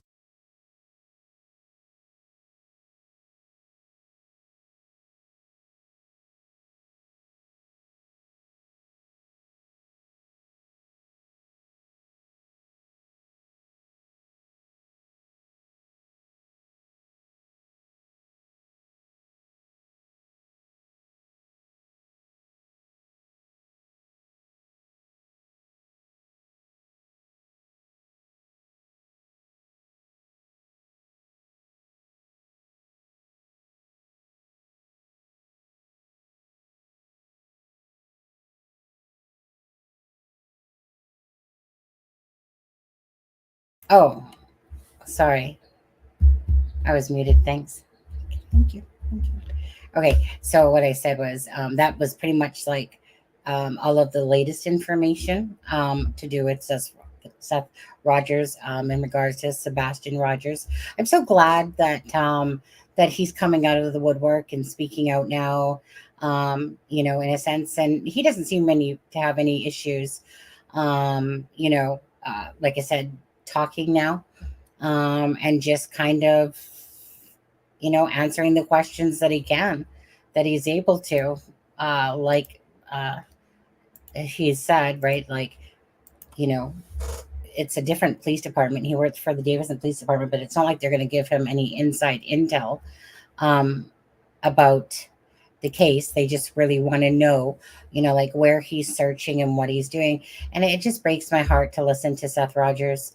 Like, honestly, my heart is just aches when you just hear his voice, because as a mother, as a parent, and anyone that has any sort of heart and soul, yeah, you know, can just feel those emotions coming through. And it's just so sad, you know, because I don't know about you guys, but like I said, I'm a deep empath. So just by nature, those feelings, they just, they feel like they're just my own. And I feel like his deep sadness going on in his heart, you know, and his voice crackling. And he's just, you know, his son was supposed to come live with him, you know, at the end of the school year. And this is his like only child. And, you know, that it is, he's just desperate. You know, he does, like he said, he doesn't want to face the fact that perhaps his, you know, son's dead there. Sorry, I keep getting pop-ups on the side there. But he just doesn't want to, like I said, face the fact that possibly his son is dead somewhere. But going back to, let's go to Google Maps. This is Google Maps, right? So whichever house it is across here, I'm thinking it must be this one. Thinking it must be that house. Because, you know, obviously if it's across the street and you can see the garage and the front door, and they can see Katie arriving home with Sebastian, you know, but this camera that's picking up that, like, let's say it's that home because that makes the most sense, but it might not be. It could be another one. But it has to be definitely from this side, you know, but it seems most likely it's this one here, you know.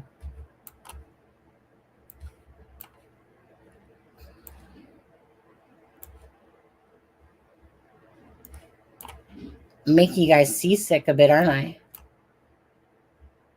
It's my mouse is being very touchy. So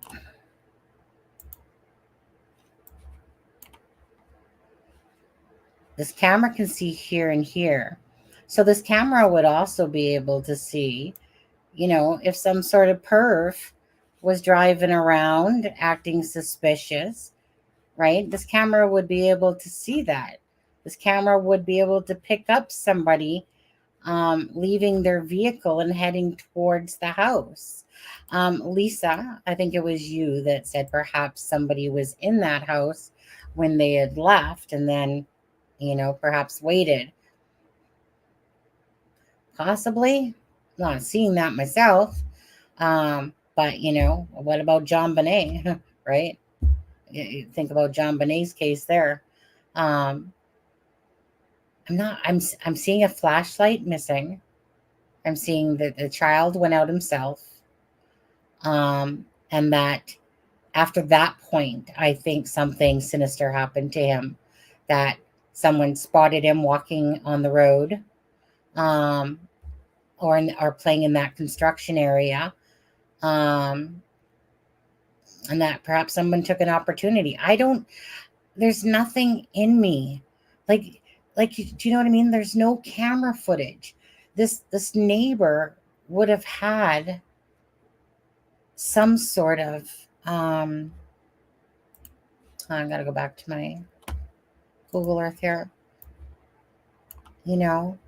This neighbor would have been able to see a vehicle if it was around, do you know what I mean?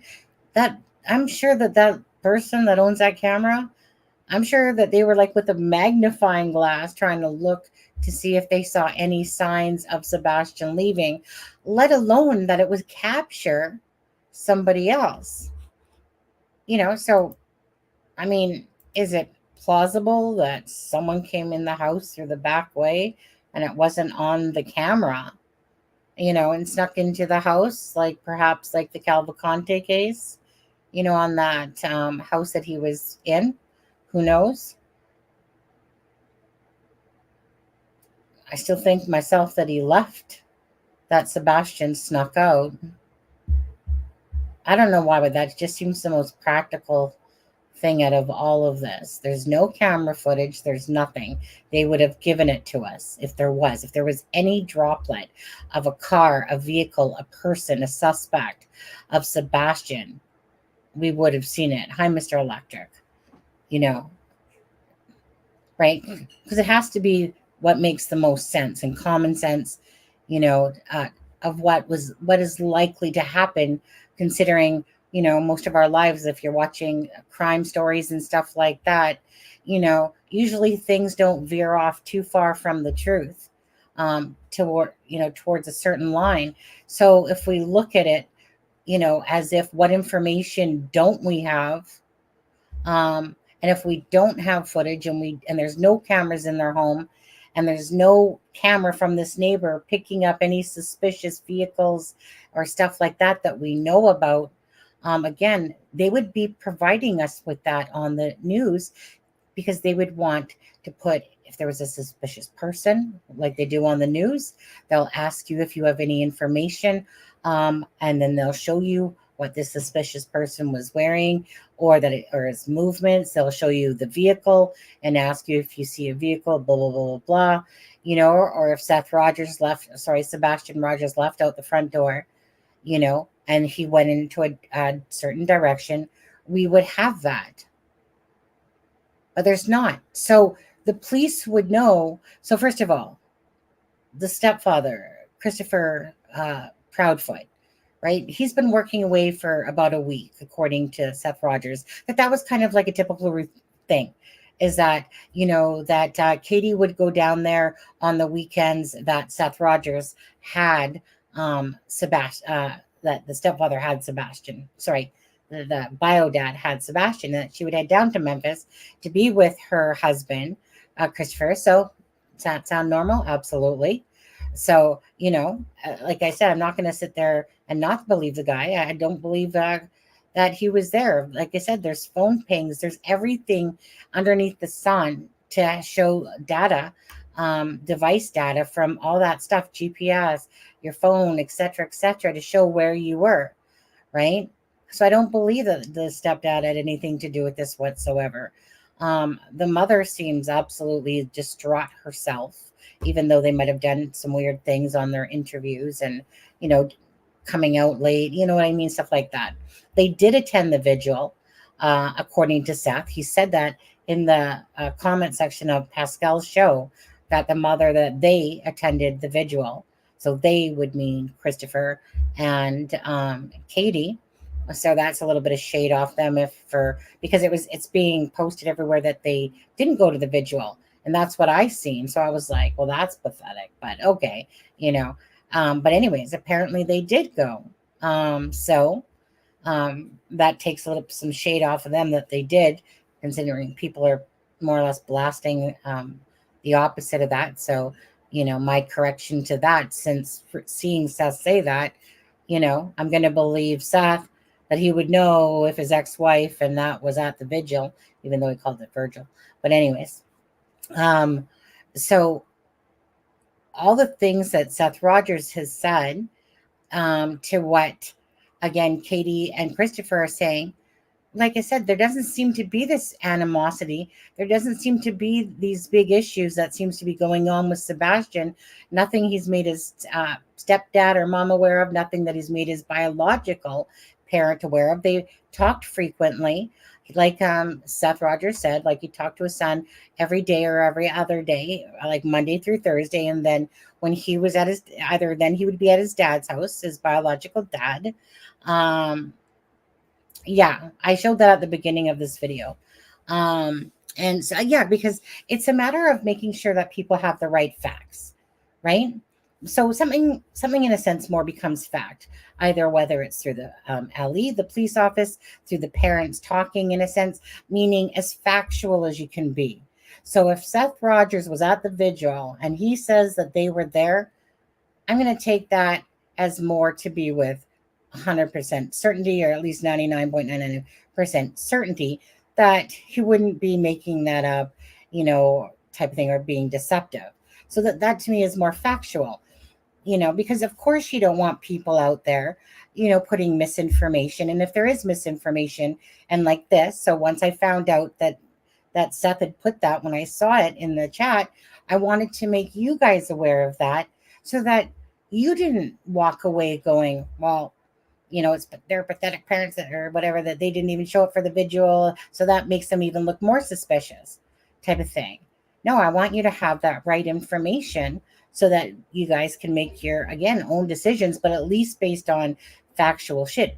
There's channels all over the YouTube, that just run off of every droplet of anything just so that they can do it for clicks and views and get something out of it, and that to me is pathetic. But a lot of channels do that.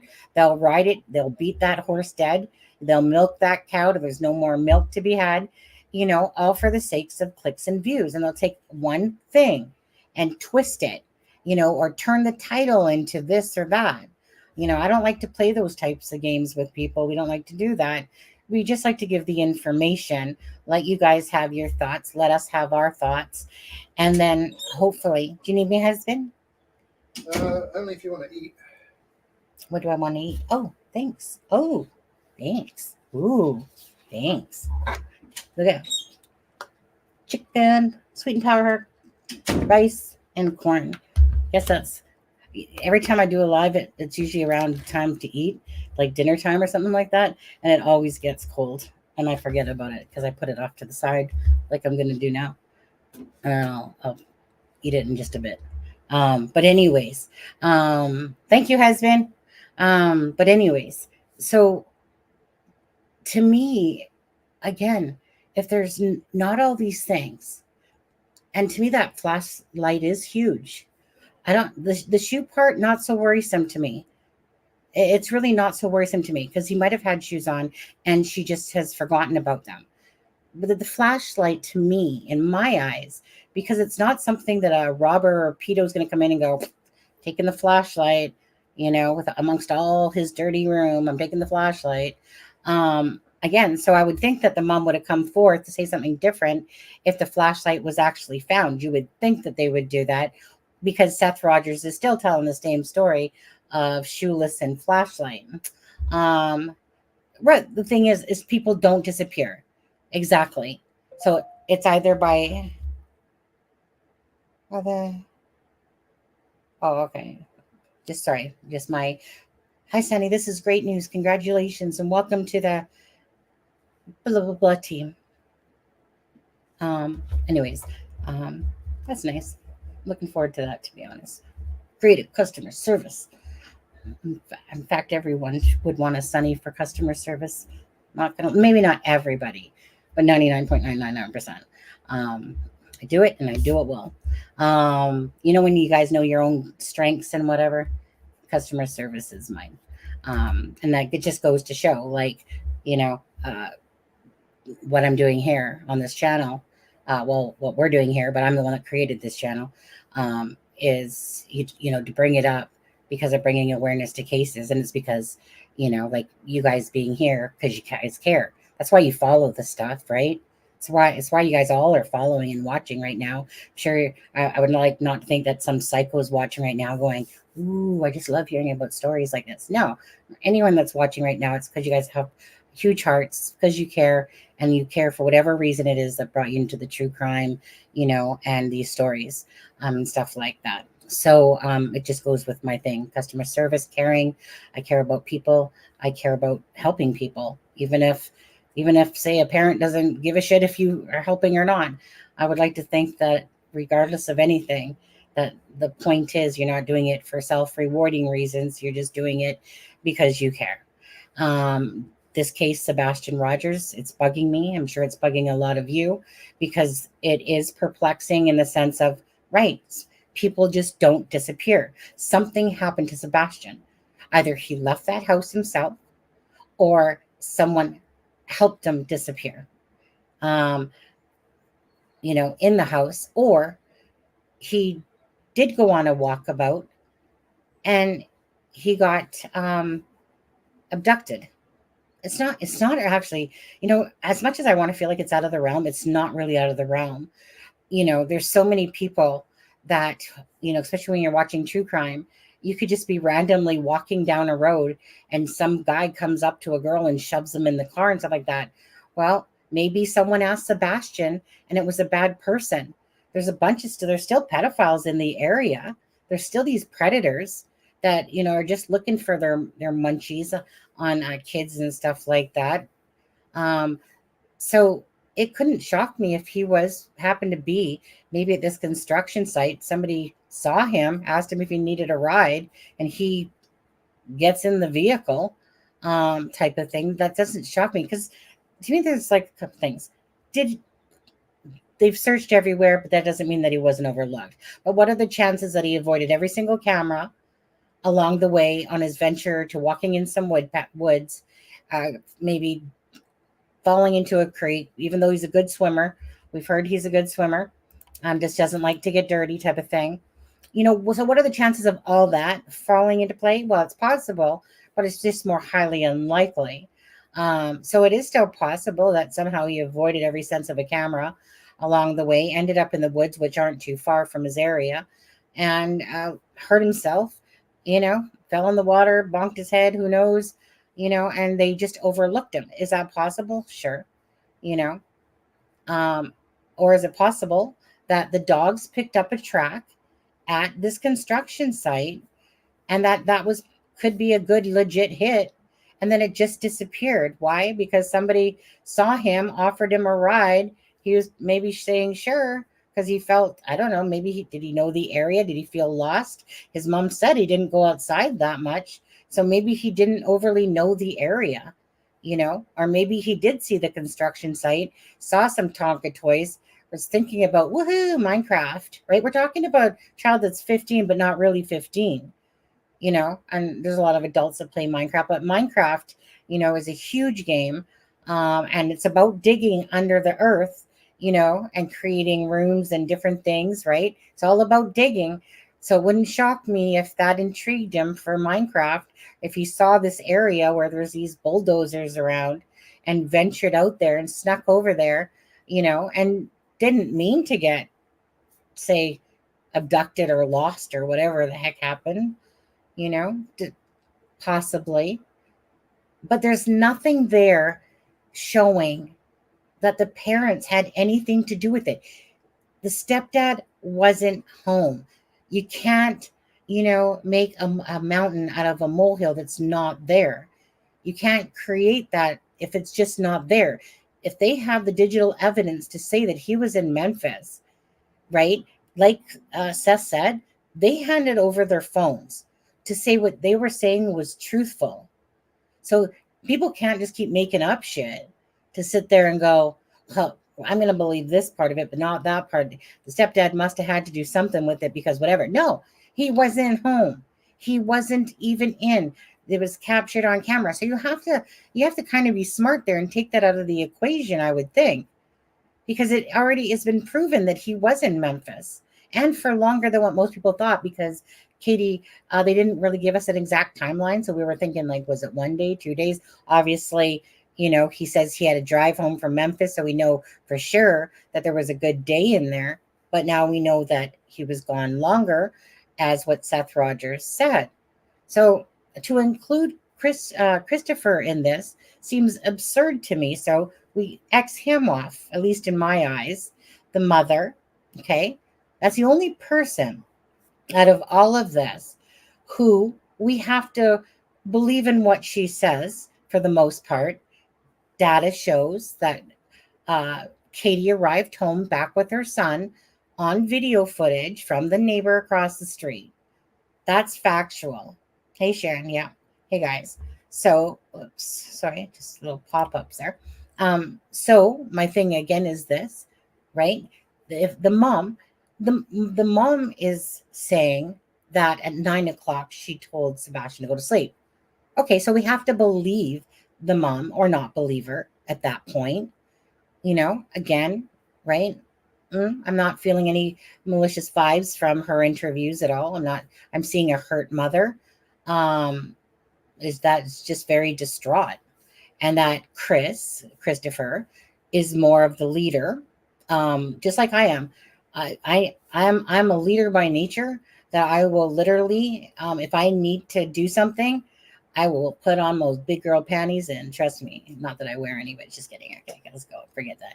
Anyways, I will literally pull up my pants, I'll say, and I will lead, because I am that type of person. Because there's strong people out there, and there's people that can do things better. And I'm just one of those ones that, look, get out of my way, people coming through, and start taking over. Because I got no problem doing stuff like that. And that's kind of how I see Christopher, in a sense. I still think he's a bit controlling. That kind of goes with the nature.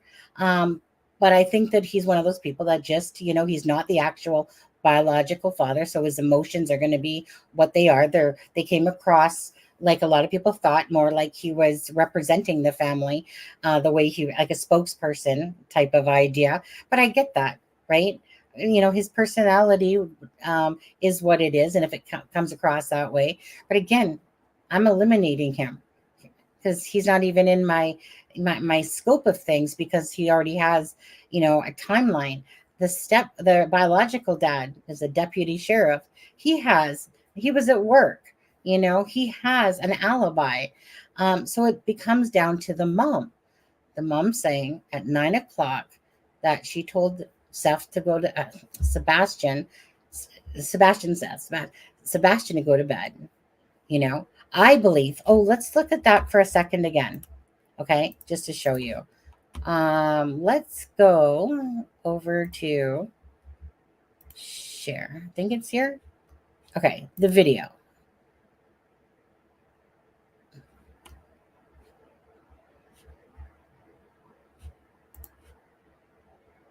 Okay, so let's just go over to this video for a sec. I'll take myself out. Okay, this is the home. Now, remember, this is the home of somebody, like when they were selling it. Okay, front door. Okay, so you have a deadbolt, and possibly you can push the lock in or something. I'm not sure on it. Can't see it well enough how it is. You have a door that's over to your left as well. Okay, you have another door over there. Whether that one leads to a pantry or the garage, it's probably going to lead to the garage, perhaps that door, but there is another door as well. Okay, so again, there's that door there. Just going to go through this house. There's the back doors, guys, okay? So that's where a neighbor that owns a camera says that they have a furniture item that sits at those doors, like meaning on the outside. So maybe it's for the fact that they just put it there because they don't use those doors anyway. Well, I mean, they have to use those doors, I would think. Depends about this area here, where that exactly goes to. Maybe they go out this way, because the door to get past this is right there, right? This is a screen door area. Anyways, let's just keep moving along. What do we got here? Okay, front door, living room. So if the mom's in the living room, she definitely has this, depending on where she is, she definitely, like, there's no way. Okay, well, let's talk about this for a second, actually, now that I think about it. So it said that they keep saying that Sebastian went out the front door. But yet the mom was in the living room on the couch. The way that the stepdad said was that she was getting tired, type of thing, from being on the couch, and that he had said, you know what, it's time for you to go to bed, put the dogs out, whatever. This is why I don't believe he went out the front door, let alone the fact of locking the door. Because look at that spacing that you can see the front door.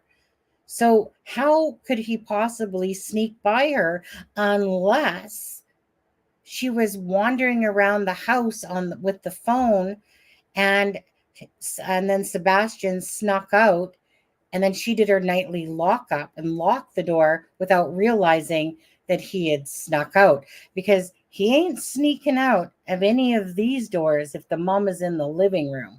Okay. And they made that comment about being in the living room. But, does that mean that while they were on the phone for 2 hours and 15 minutes, that she was in the living room the whole time? Maybe, maybe not. Maybe she was wandering around. Sebastian sneaks out.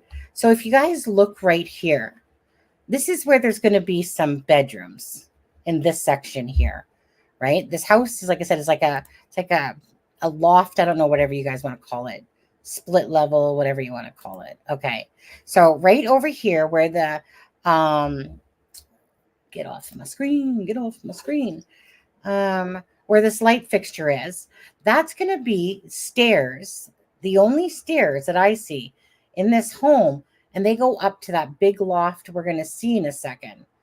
So we have the kitchen, a couple of doors that are in the kitchen.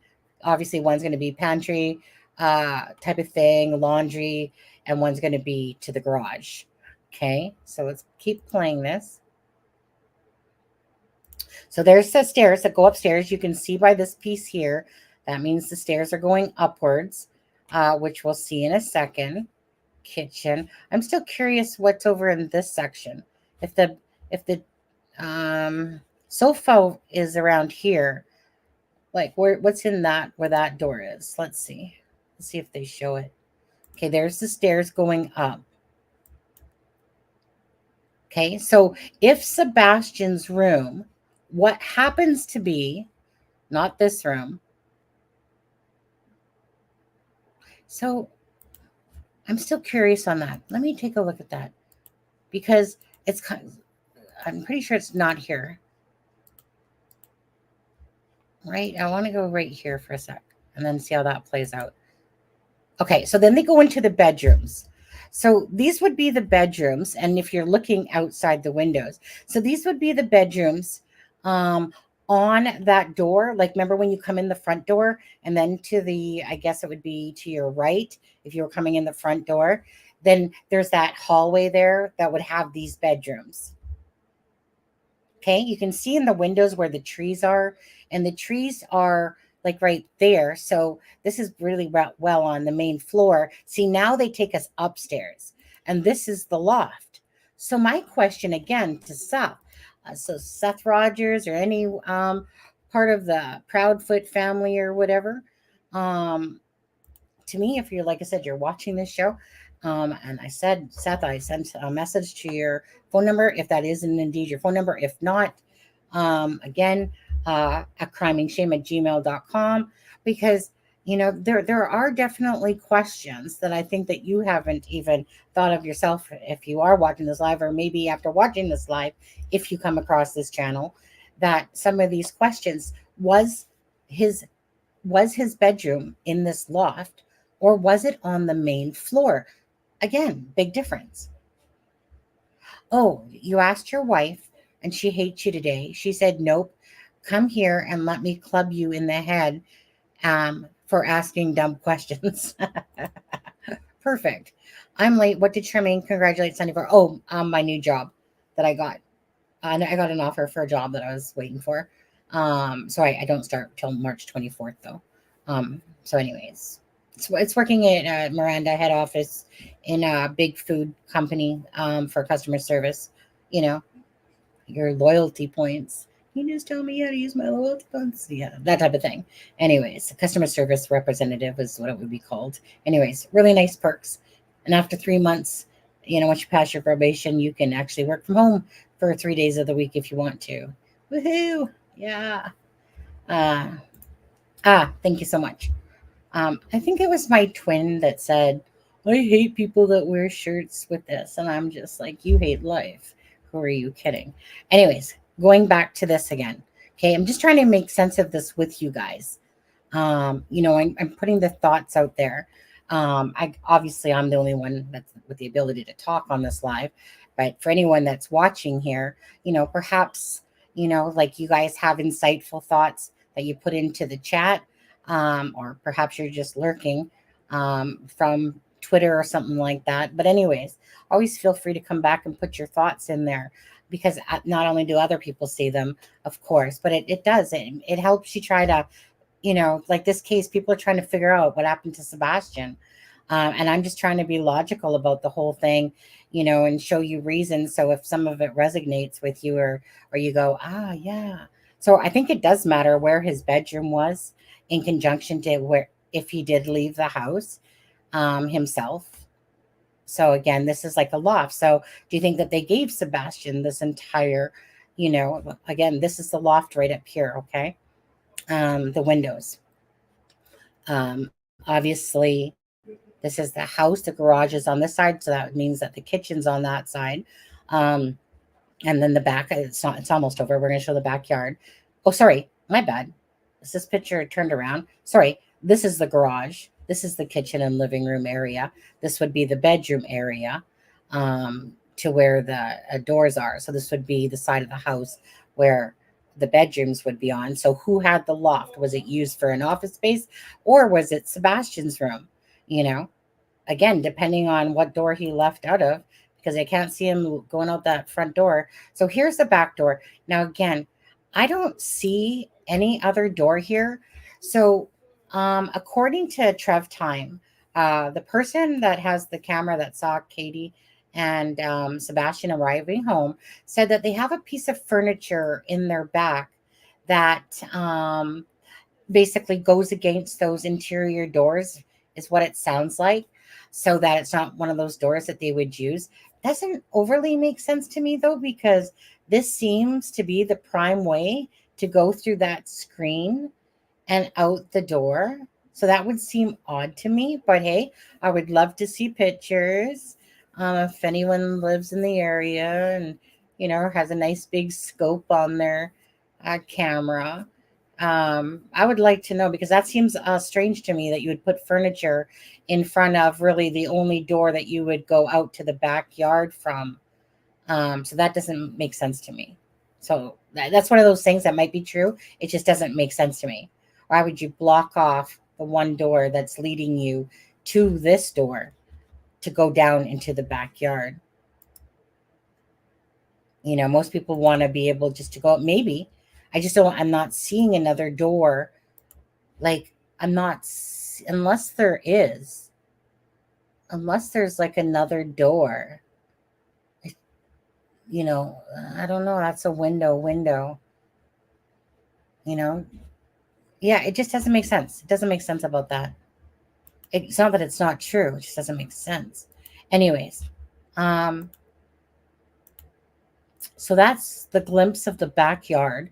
So if on this side is the garage side and this side is the bedroom side, like I said, there is this cast irony thing all around their place, but who knows if there's like a gate, or maybe all he had to, I can see from the upper view, we can tell that all he had to do was go around here and avoid even being inside the yard, because from the upper view of Google Earth, you can see that there's all you have to do is walk right beside the house.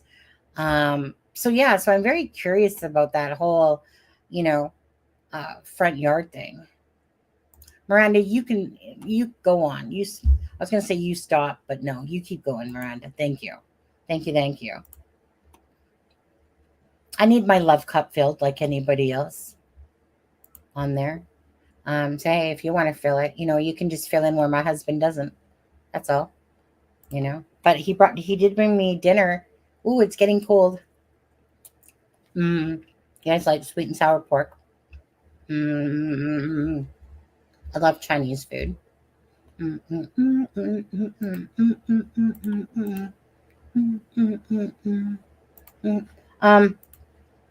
probably shouldn't eat while I'm doing that, but whatever. We'll call it a JLR. JLR always eats on his lives, like ridiculously. It's like you have breakfast, lunch, and dinner with that dude. Anyways,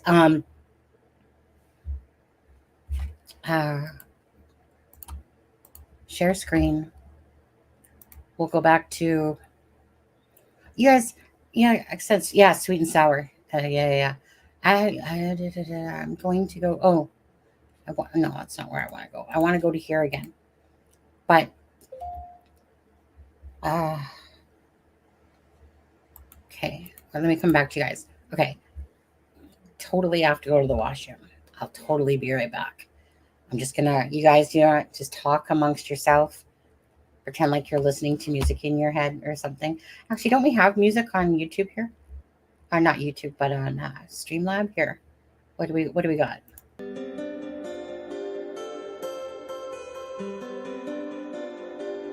I feel like I want to be a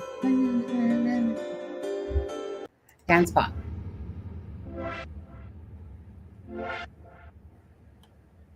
It's like when you take a vinyl record and you're like, what? Okay. How about dreaming? Yeah, I'll leave you guys with dreaming. I'll be right back.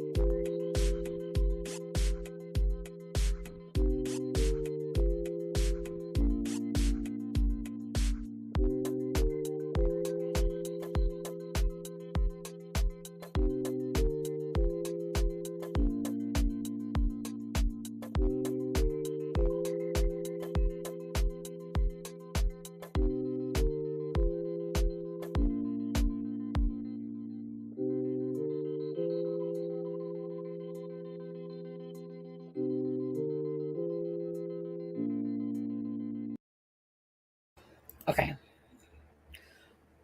Honestly, I don't know where they come up with that shit music from. Probably from YouTube. Very rare find to find good music. But anyway, they give you those sad options. But hey, was one of the other one was underneath that was called Feeding the Ducks. So not a pork lover unless it's a good pork chop. I make good pork chops when it's good meat. Son ordered Pizza Hut. meat lovers. Don't get me started now on you know how the lives can go. Next thing you know, we're talking about cases. Next thing you know, it veers off to food, stuff like that. My fault though. My bad. Okay. Look at that fence. Yeah. But again, okay, so we're on Google Earth, and I'm gonna not be too much longer here because we do have another live. So 3 times the charm, right? I wish Google Earth, come on, get your pictures better. What kind of times are we in here? This is 2023. My goodness. Really? This is 2023? Oh, let's get that timeline. Okay, well, 2021. Let's go. Okay. Well, imagery date 4th of the 14th of 2023. I just don't understand it. Like, how does it suck this bad? It's like a big blur happened. Isn't it weird? But you can see it actually. I wonder, you guys ever realize that with you guys ever, oh, I see. Okay. Do you guys ever realize that with Google is that if you guys go look at certain homes, they're like blurred out. You know, whether it's because there was you know, like for instance, let's use the Koberger case, right? They blurred out that entire section so that if someone went to Google Earth, it was blurred out and you kind of had to like look around. They've done that here to me because when I look at the screen, it's almost like because this is a, you know, a case going on, but you can go down to the street level and see the homes, but for some reason there's this blur. And I can see it right here. There's this box right here of where it's blurred. Now, let's see if it makes up for the same over here. Like whatever it is, it's just you keep it's not. I don't think this is about the case so much as it's about just blur.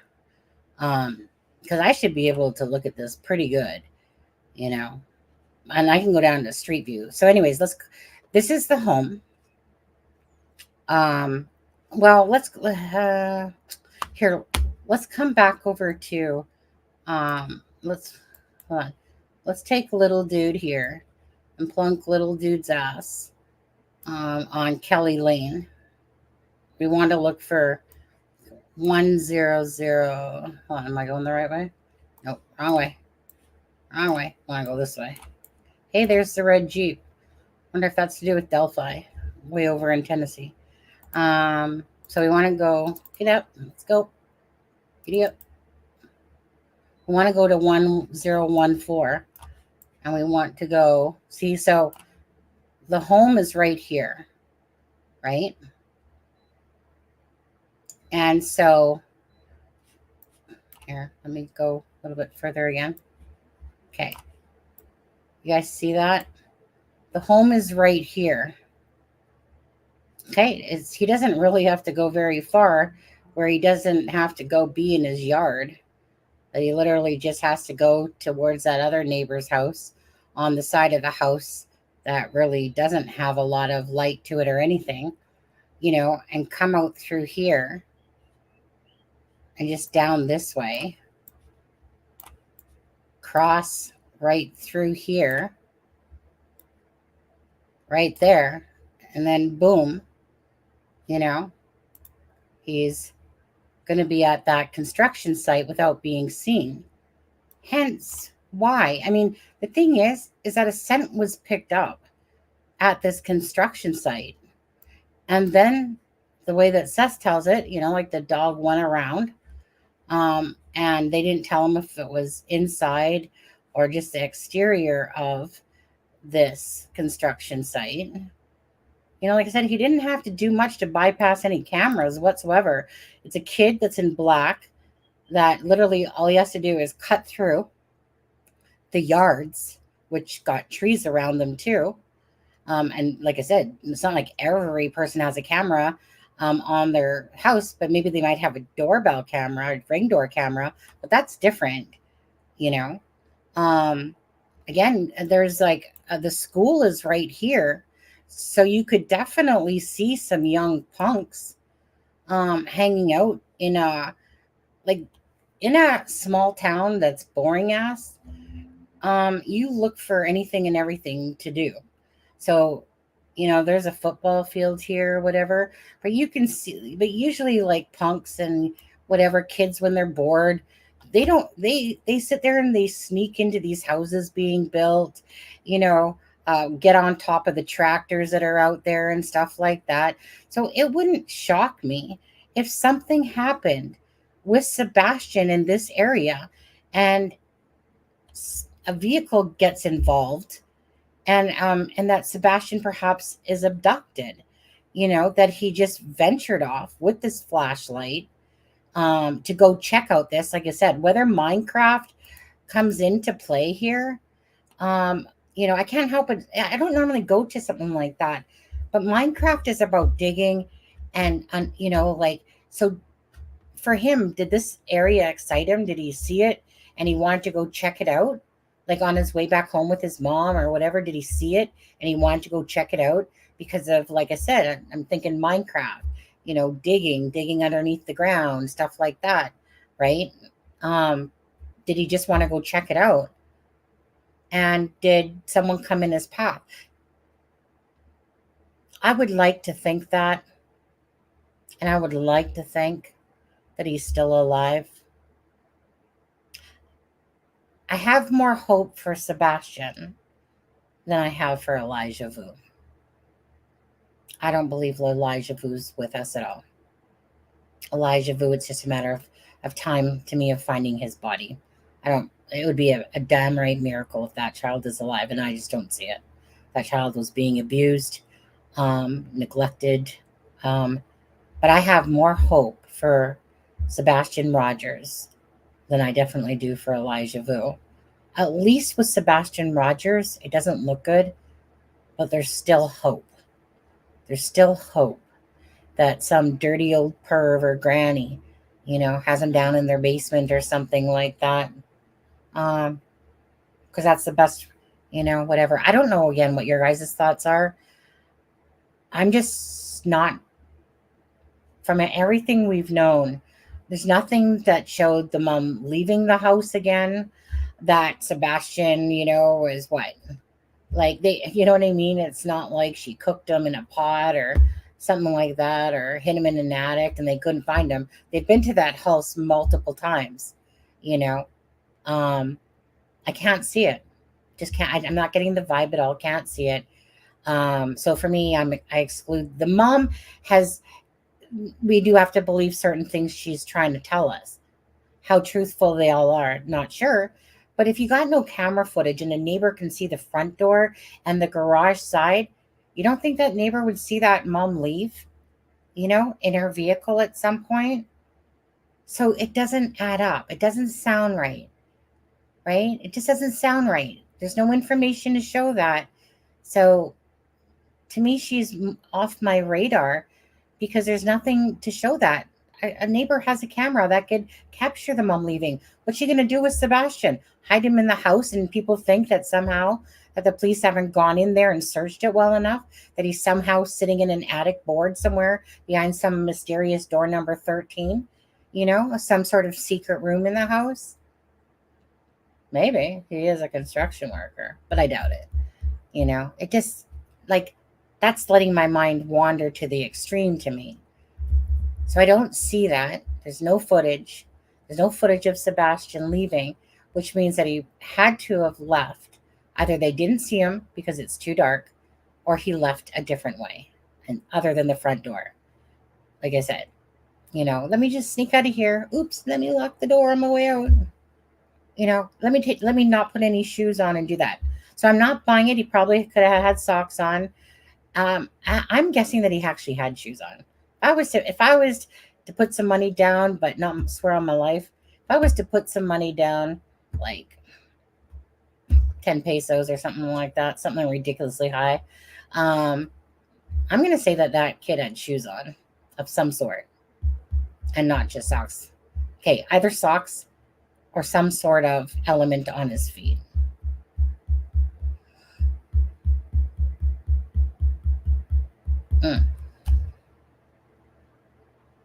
Yeah.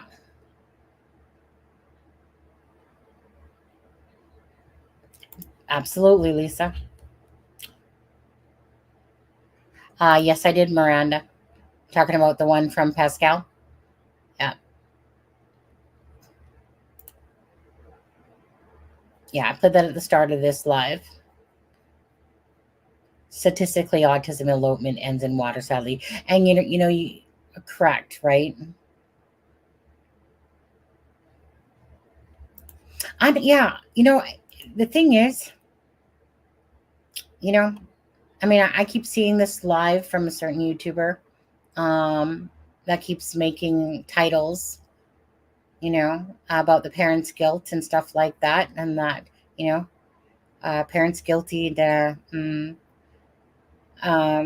nothing to show that at all. Like, if this is one of the most cases, this case has the least likely, in a sense, to point towards the parents, because of the information that we do have and of the information that we don't have, which is we don't have the mom leaving the house again after that. We have the stepdad leaving in Memphis working.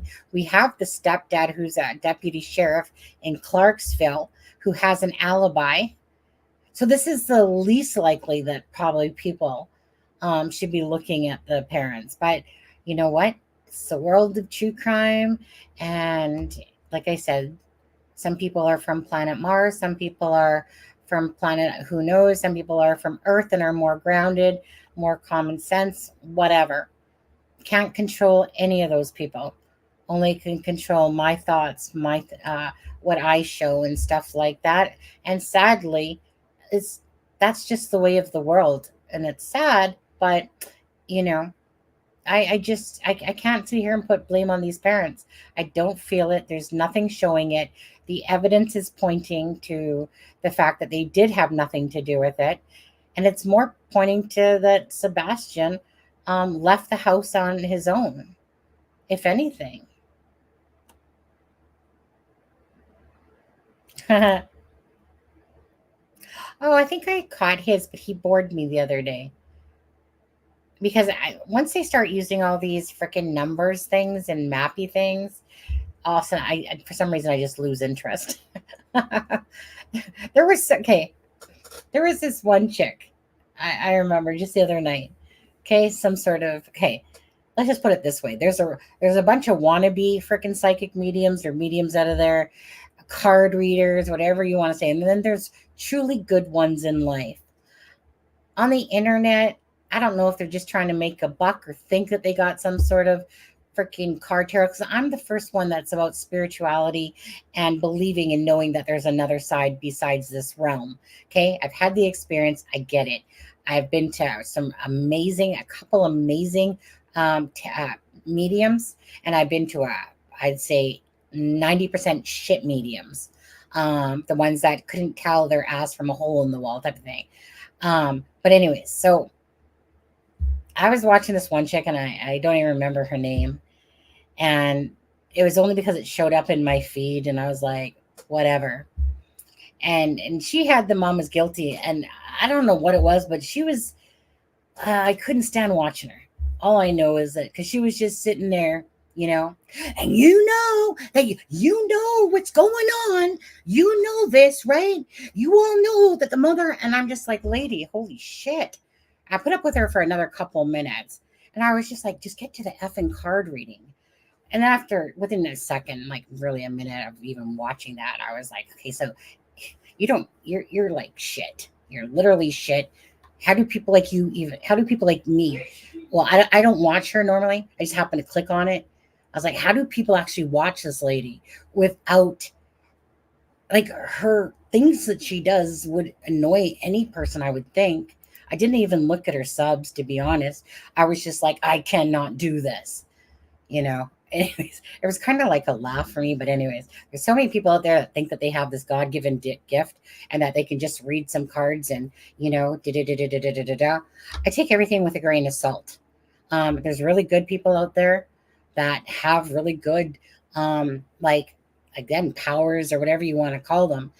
And there's people out there that are just fraudulent, and there's people out there that are just dumbass and think that they're great ass at reading cards. But like I said, in their own minds, they probably believe in their whole card thing. Whereas I like sometimes to go back and listen to some of them, from what they did say to what the truth is that came out later, because most of them suck. Okay, just most of them, not all, you know.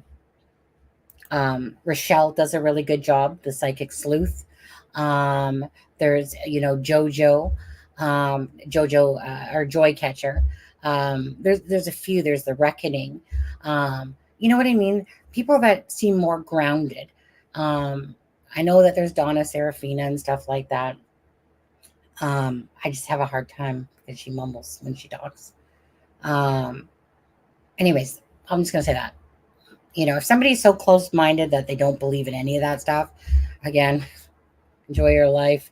Enjoy the closed-off box that you put yourself in. I always like to leave my mind open to stuff. You never say never.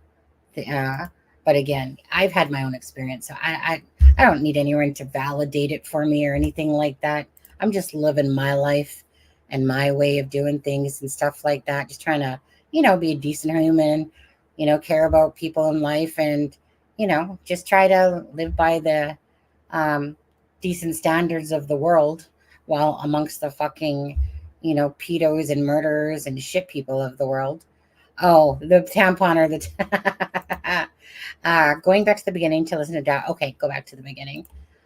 Yeah, exactly. Anyone that hasn't watched the beginning, or go watch the Pascal show from last night, and you can just, I virtually pretty much gave you most of the conversation, because there was some things that it was just like Pascal thanking, him for like the last 5 minutes, and basically saying, of course, that people are supporting you, Seth Rogers, and stuff like that. But I didn't want to put that in because you guys go watch the full show yourself on Pascal. So that's in the link of the description of this video as well. Or you can just type in Pascal show.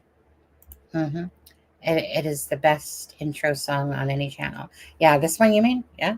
I don't know.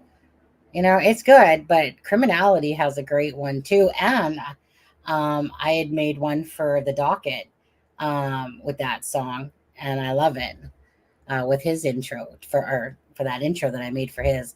And that's why you guys hear part of it at the end of the live stream, is because I fell in love with that song when I was making that intro for him. And yeah, so I just fell in love with it, and it was hard. But anyways, yes, I did Miranda. The blue and green screen don't work well together. Yeah, The Reckoning. Yeah. Nice lady. Thought she had ran on both. No, you're wrong. It's just a matter of your glasses. Yeah. Me too, Kim. Okay, so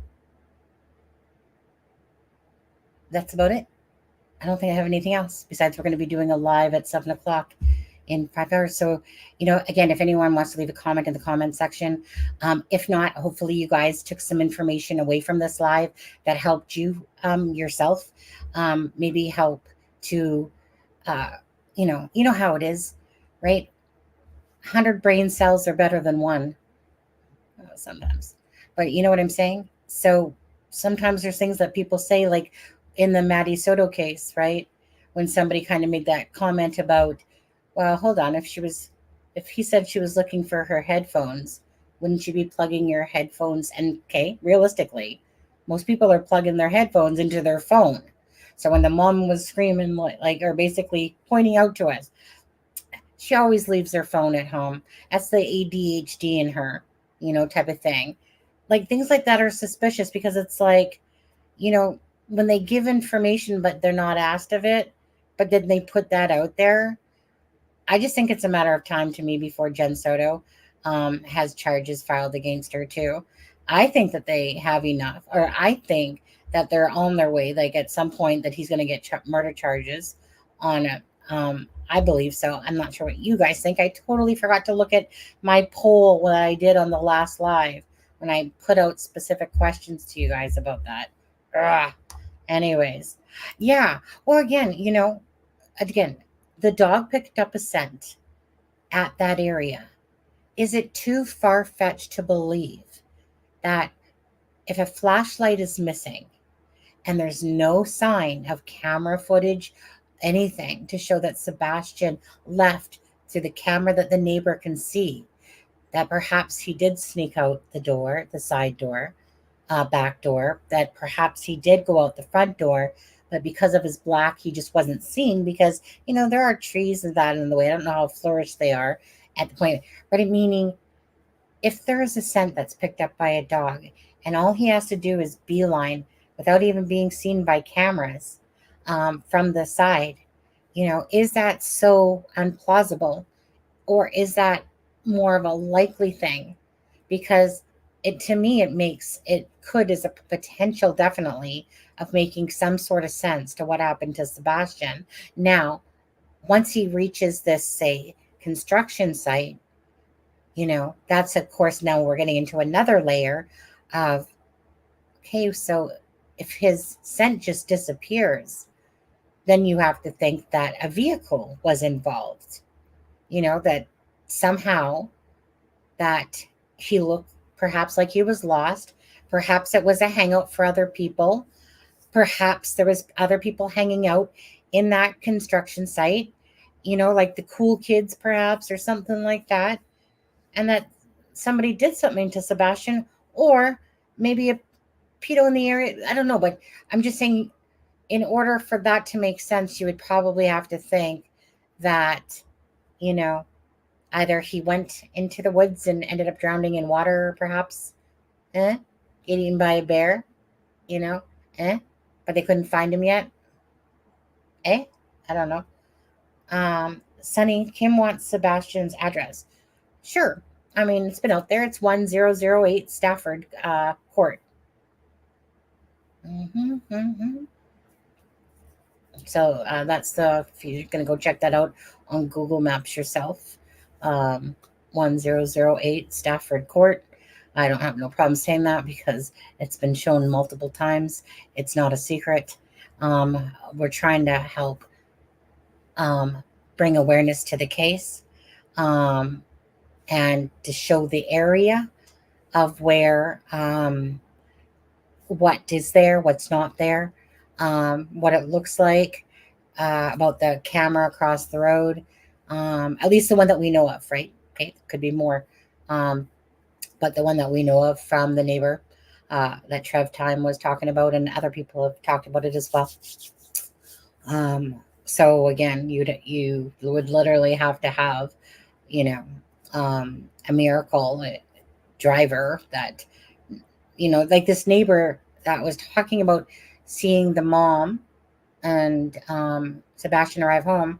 Wow, trust me, people are like to give out info, right? Like I got them on my camera. They would also be willing to provide, I'm sure, information if there was some sort of, mysterious man walking, or the person probably would have said if the car had left, but it didn't. Because I think she might have said that too. Can't remember. But anyways, right? So like that information would become out of that same person's mouth, because people, of course, are trying to help out and they're trying to provide information. The more information the public has, and it's like some police officers or whoever it is, or some people, busybodies on the internet, might go, like, you guys can't solve nothing. You guys can't do shit. Hell, we can't. Hell, we can. First of all, we can bring awareness to a case.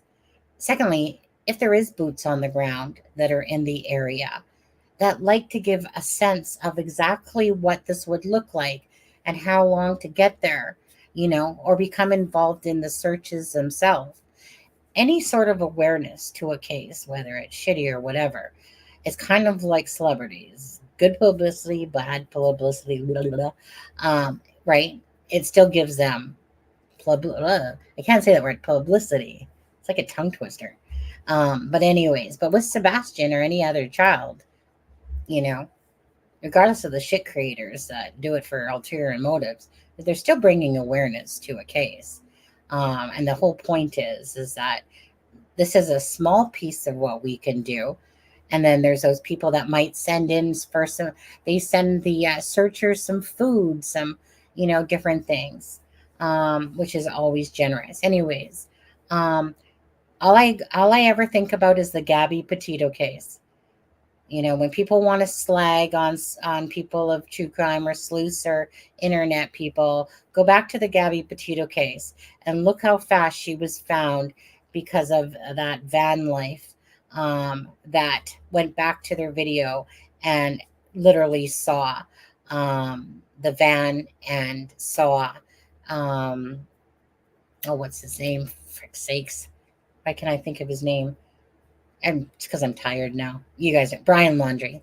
There we go. Saw Brian Laundrie. If it wasn't for that, if it wasn't for the fact of the internet and people having access and doing stuff like that, trust me, they would have been probably looking for her for quite a while. Yeah? Thank you. Do you know what I mean? So, I would like to think that people do things for the best intentions, but we all know that that's not true. But at the end of the day, again, a creator can only do what they do best, and try to provide that information. So again, I'm going to get going here, but I'm hoping that this, listening to Seth Rogers and, again, go watch it on the Pascal show. Also, Nick Baris on Facebook, just type it in. If you want to watch that first interview, of course, there's Caitlin Miller with Fox 17 for that one. Again, this, the one that Nick Baris put out, for the couple-minute video on Channel 5. That's Channel 5. And then, of course, like I said, Nick Baris did the live talking about Seth Rogers. Again, my heart goes out to the families, the stepdad, the mom, and, of course, the biological father. And prayers for Sebastian Rogers on hopefully at some point being found alive. I know it looks slim, guys. We're on day 17, I believe it is, and it's not looking good, but at least there's some hope still. There's hope still. But anyways, with that being said, that was amazing that they noticed the van. Absolutely, it was. Yeah, So whatever people want to call it, God's work, this work, that work, my thing is, it's just about caring about other human beings. And again, I would like to think that people in true crime care about other people, and that's the reason why they're even in it in the first place. I would like to hope so, even though there's definitely some people that are whack jobs in this community, but whatever. We don't got to worry about those people. Yeah, I don't think I have anything else for this right now.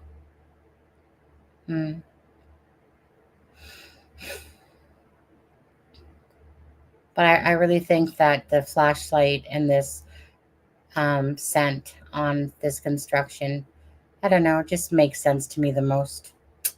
All right. Okay, guys. So we're going to be doing a live with Delphi at around 7 o'clock. So if you guys want to come join us and you're following Delphi, come, of course, do that. There's new documents out to be talked about for sure. This wackadoodle case called Delphi. It's like a big freaking flying circus act. And hopefully come March 13th, May 13th, the trial gets started. And right now, like I said, there's a bunch of documents that came out. Some of them came out after the county court clerk closed. Sometimes like the defense lawyers will get them from their lawyer friends. And then they'll have them online. So I'll see how that goes. Either way, we'll see you guys at 7 o'clock. Which is 10 Eastern Standard Time for Delphi. And other than that, love you guys. You guys have a great one, and we'll see you in a couple hours here. Take care. Oh, and here's that song for anyone that hasn't heard of it. Like I said, it's for the docket. I had made him his intro for that one, but I just liked it. So this intro is a piece of that song. I just got to find where I am. Oh, gotta find my way out of here. Oh, okay, there we go. Bye, guys. A Norfolk night, the world is cold. We stand surrounded, we are not alone. Within my reverie, there's holy light. Without an unknown, we stand and fight.